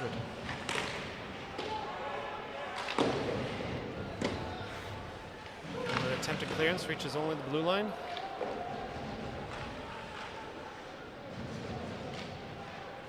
Comes Benny Velter with speed to Bacchus. The chance now. Nice Pass. play. There's the goal. Tic-tac-toe. That's what Luxembourg needed. Still 7 minutes to go. Now they're down by 2. Good give and go action between Velter and Baka as Velter gets the goal.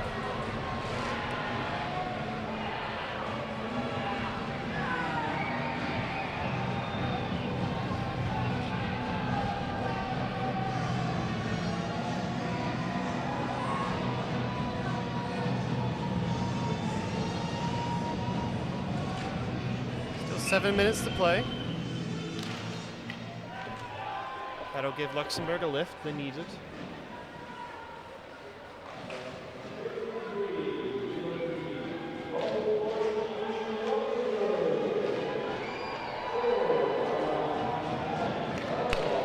They got to empty the tank now if you're playing for Luxembourg. 6.5 minutes to go. All out. Everything. For some of these players, they're never going to get another chance to play in a World Championship in Luxembourg at home.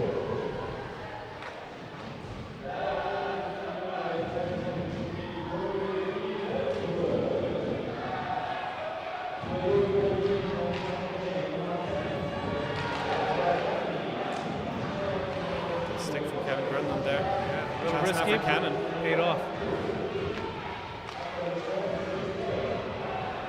Shot blocked by Kolb. Cannon. Oh, another shot. Rebound. Oh, just over the bar. That's where it's putting the pressure now. Got a bit of life here.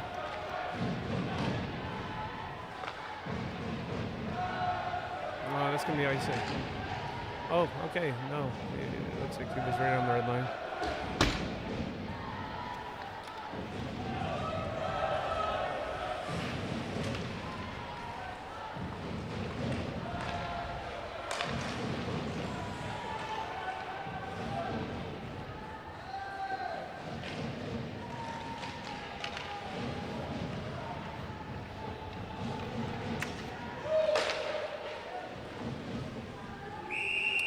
I haven't seen Moser out there for a while.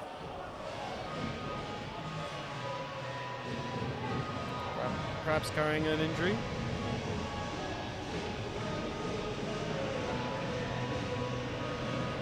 Okay, ladies and gentlemen, I'm going to have to leave you in the capable hands of Michael McKyle for the last couple of minutes. As for the award ceremony right after this game, we'll be on the ice with our mobile camera, bringing you all the action and the medal ceremony. Be careful out there, Liam.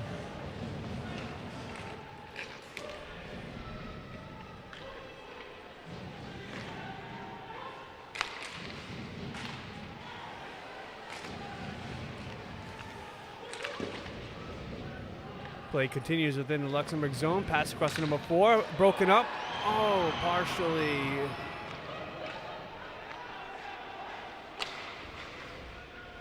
Chinese Taipei brings it back in the zone. Number 8 shoots. Blocked by Thierry Baran.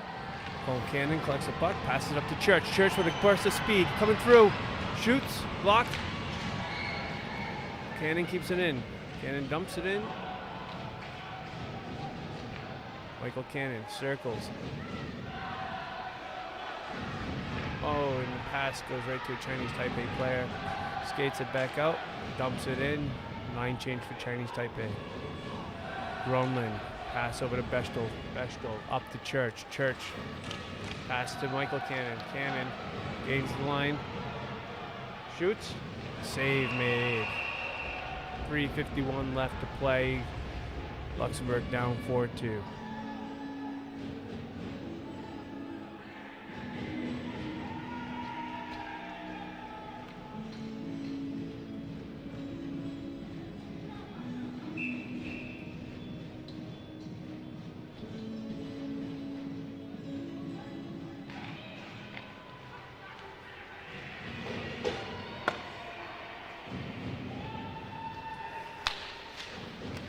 Minutes 40 left.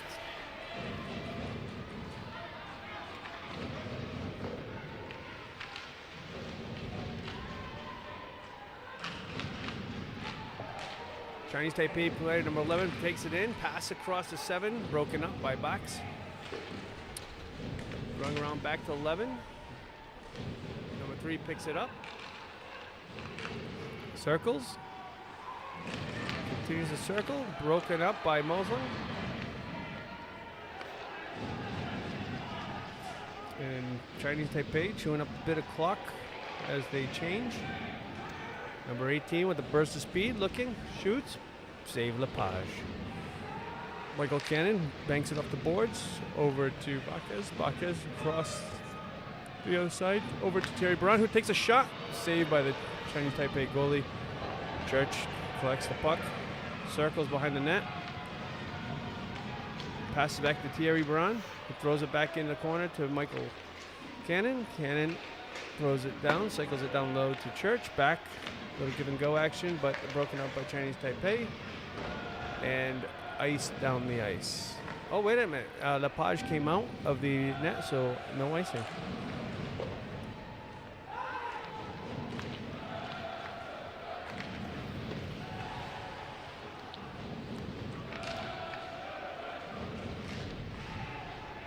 Grunland collects the puck, centers it down low. Church, back to Grunland. Grunland shoots. Shot blocked. Oh! The attempt by Church goes wide.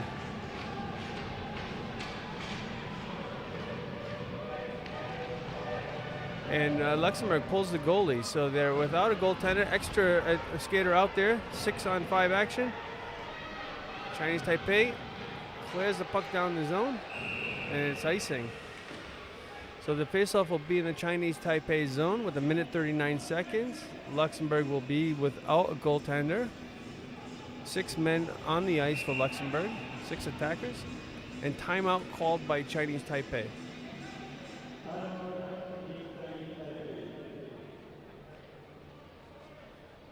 We'll be back with the faceoff in about 20 seconds as Chinese Taipei has called the timeout to talk through a bit of the strategy given that Luxembourg has an empty net.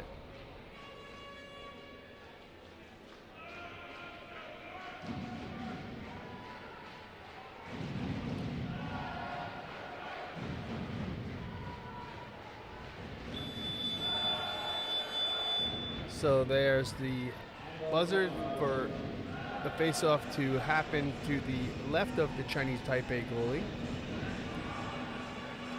Luxembourg will be out there with the Velta Monsong Bacchus line, with Colm Cannon as the extra skater. Colm Cannon will be taking the face-off. Gronlund and Bechtold on the defense. Big face-off here. Face-off win and a quick shot would be ideal for Luxembourg. Face-off won by Chinese Taipei, but kept in by Luxembourg. Oh, and they got it out of the zone. Belter winds up, passes it over to Bacchus. Bacchus over to Cannon. Cannon backhander on net. Chinese Taipei goalie saves it in the corner. Cannon trying to work it loose. Bacchus collects the puck, back to Grunland. Grunland shoots.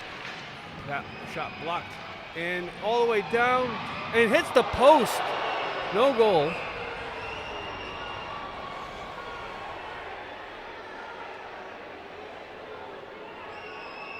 Interesting, the referees are,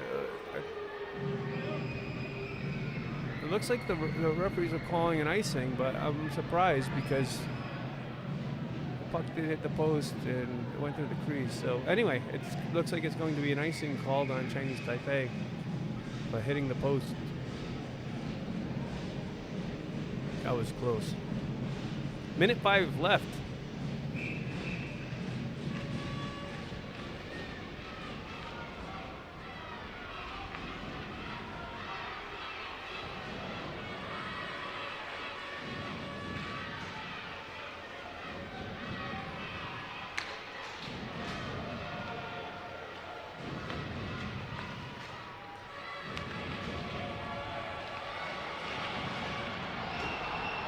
What a chance there for Cannon.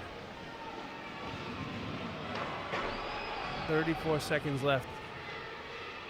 Bacchus over to Cannon. Cannon down low to Velter. Velter. Pass back to Gronlund. Gronlund takes the shot, passes down to Bacchus. Bacchus behind the net to Velter. Velter back to Bacchus. Bacchus circles, shoots.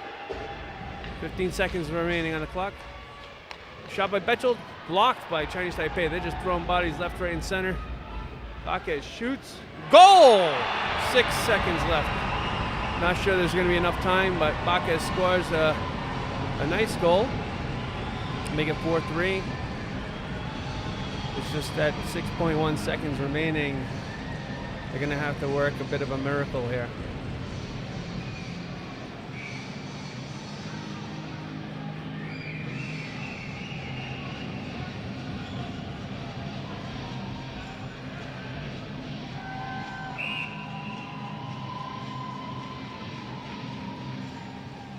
Timeout called by Luxembourg to see if there's a miracle strategy that could be brought onto the ice with 6.1 seconds remaining in the game, down by 1. It's going to be a face-off win and a quick 1, 2, 3 strides, get the puck over the blue line and shoot.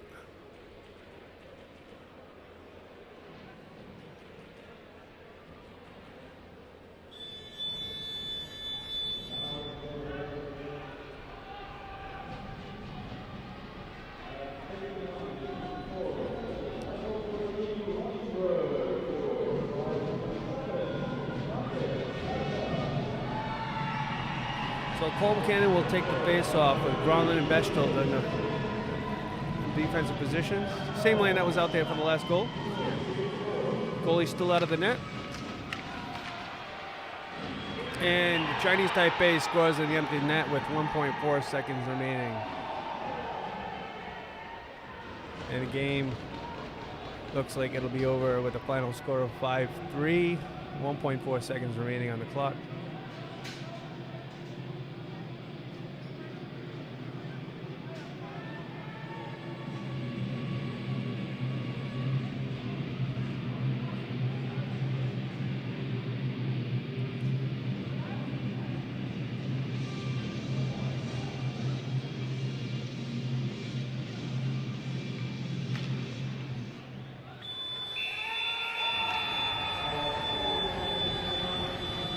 And that's it.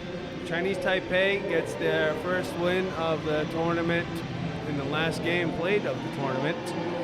Chinese Taipei wins by a score of 5-3. Unfortunate for the host country to not be able to secure a medal. So the final standings will be United Arab Emirates first with gold, Turkey second with silver, and third place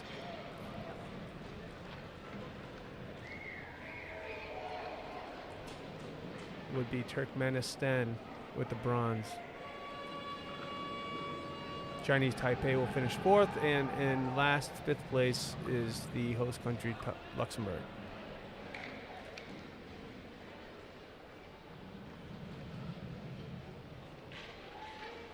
We'll wait for the MVP announcements for each team.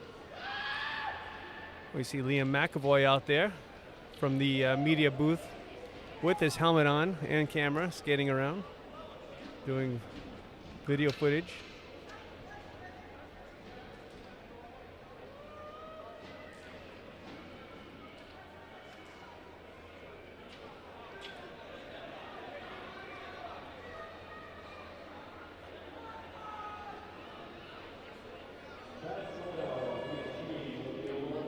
Tough break for the Team Luxembourg. Again, they had 6 rookies out there this year, young team.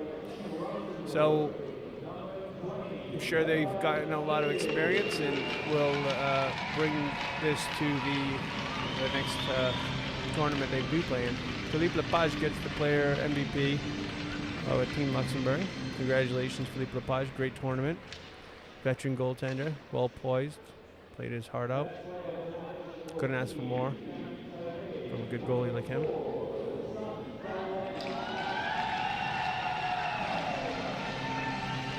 And number 4.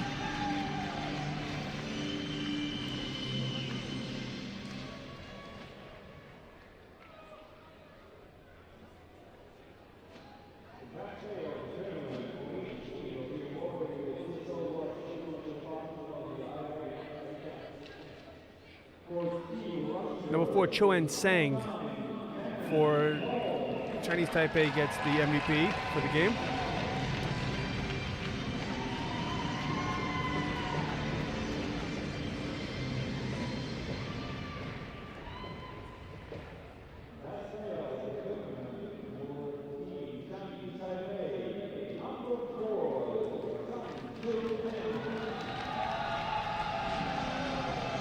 The team player of the tournament for Team Luxembourg was Colum Cannon, number 9, and number 4 for Chinese Taipei also gets a team player of the tournament, Chuan Tseng.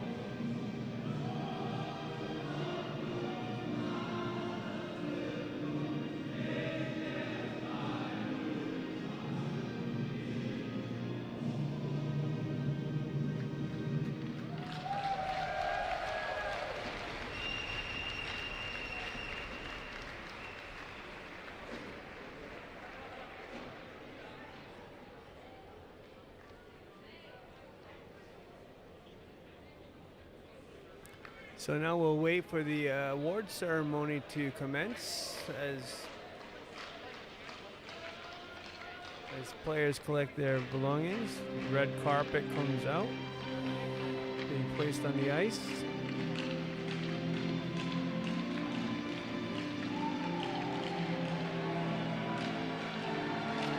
And the local Luxembourg host nation crowd cheers their team,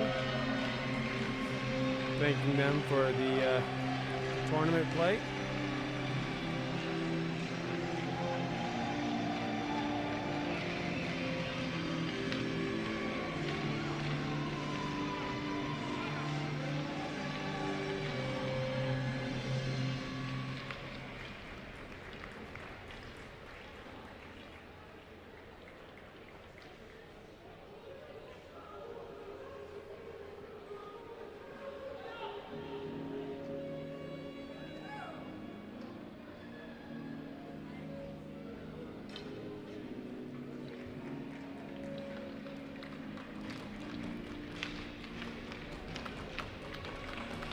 Team Luxembourg skates around the rink. Fist bumping through the glass. All of the fans in attendance.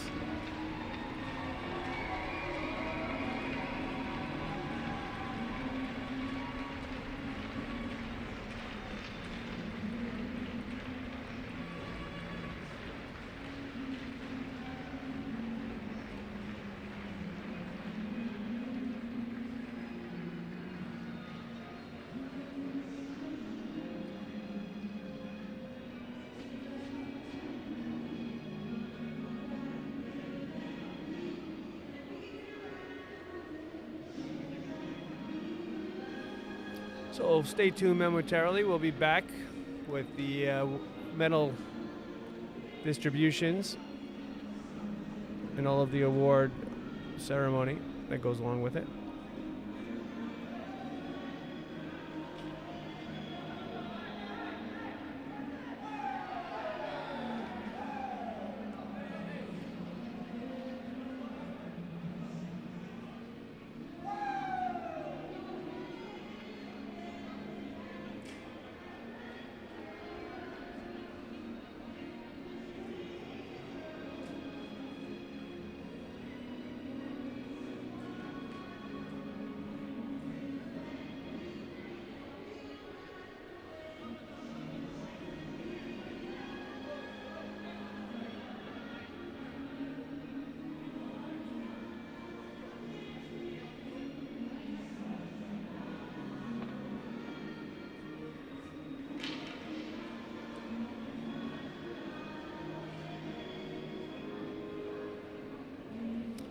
Players for the United Arab Emirates in Turkey coming onto the ice.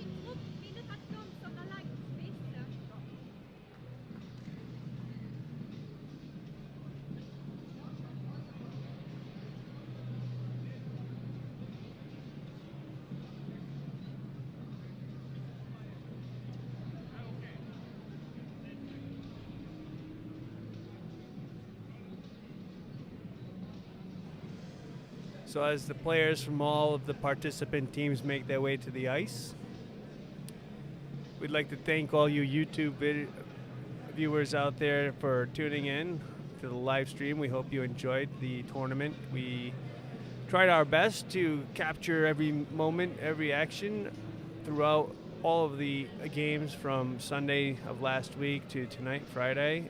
And not always easy, but we tried our best.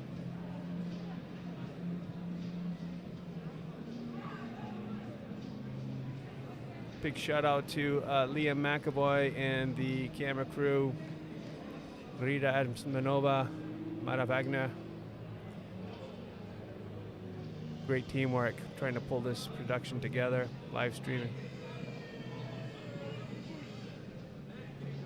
You got some people in the crowd just wanting to see what happens here as all the teams make their way onto the ice for the awards.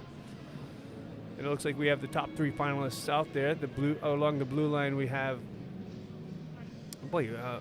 United Arab Emirates in white, Turkey in red, and Turkmenistan in green. Is it me or does Chukov look taller without skates? My God, he's so big.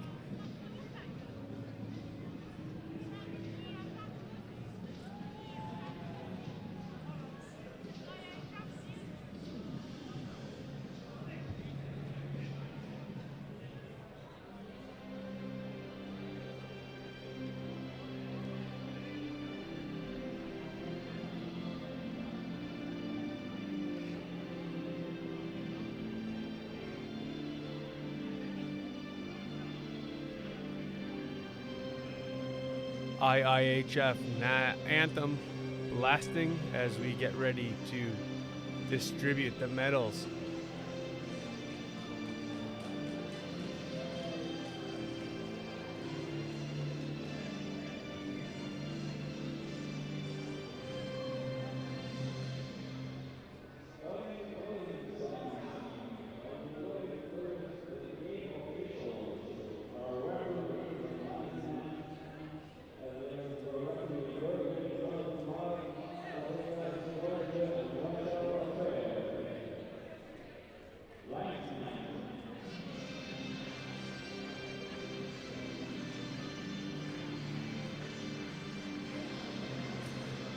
The officials for the match get a nice bottle of Luxembourg Cremant.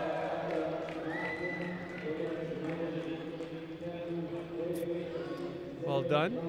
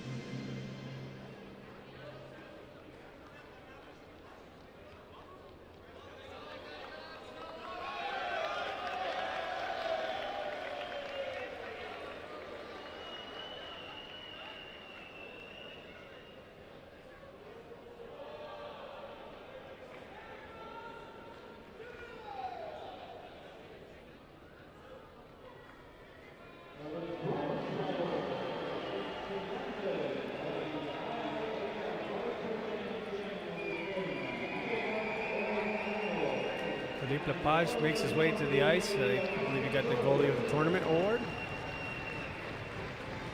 Could be wrong. Very difficult to hear from up here.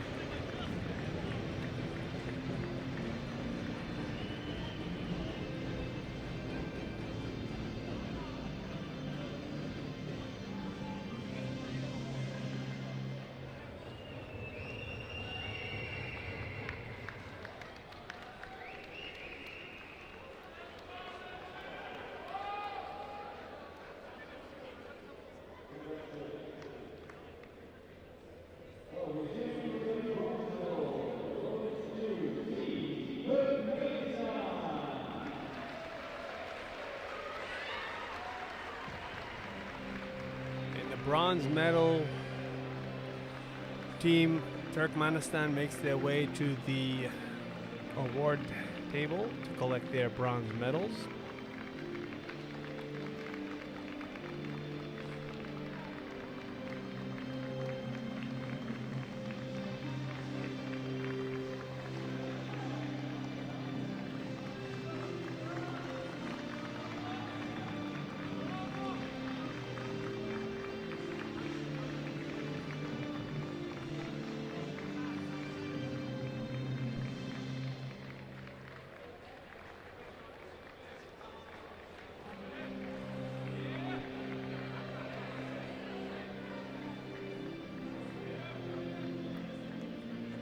Cameramen on the ice calling for a group photo of the Turkmenistani players.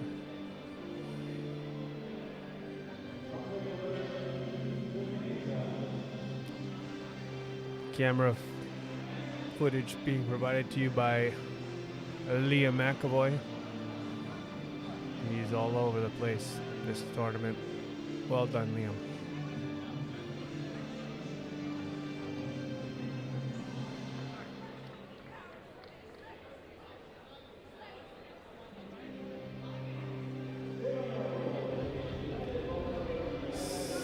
Silver medal finalists.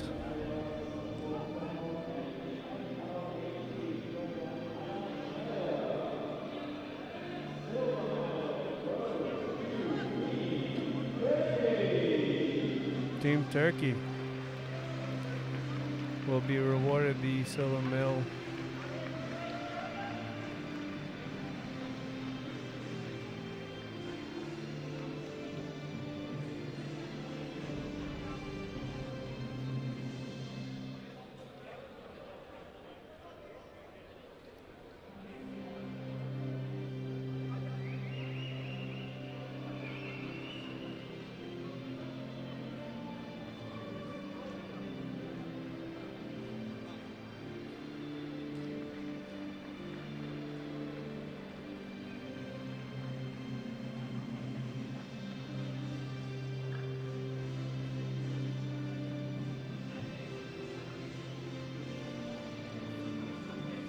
Turkey makes their way to collecting the silver medals.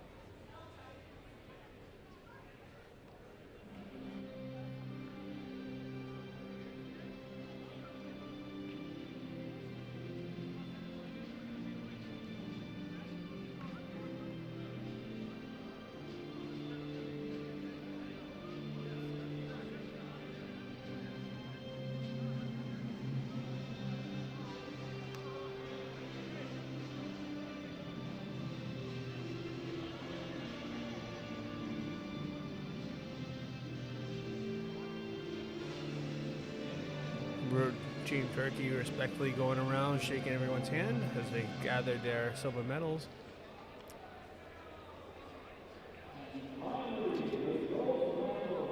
And the gold medal will go to United Arab Emirates.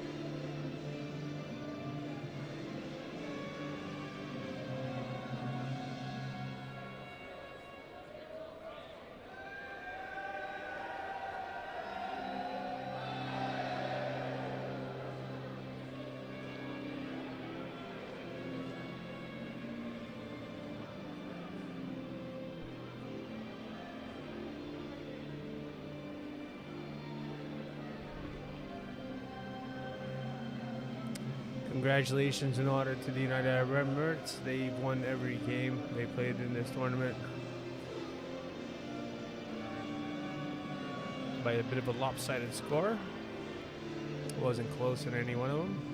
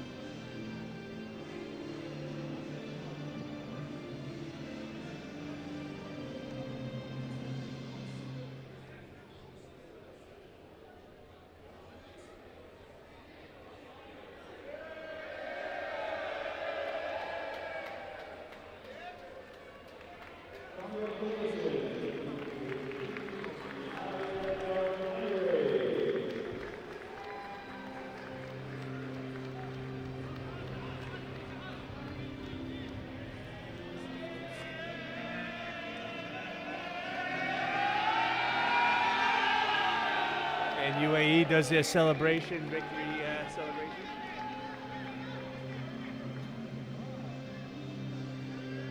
Gold medal finalists celebrating.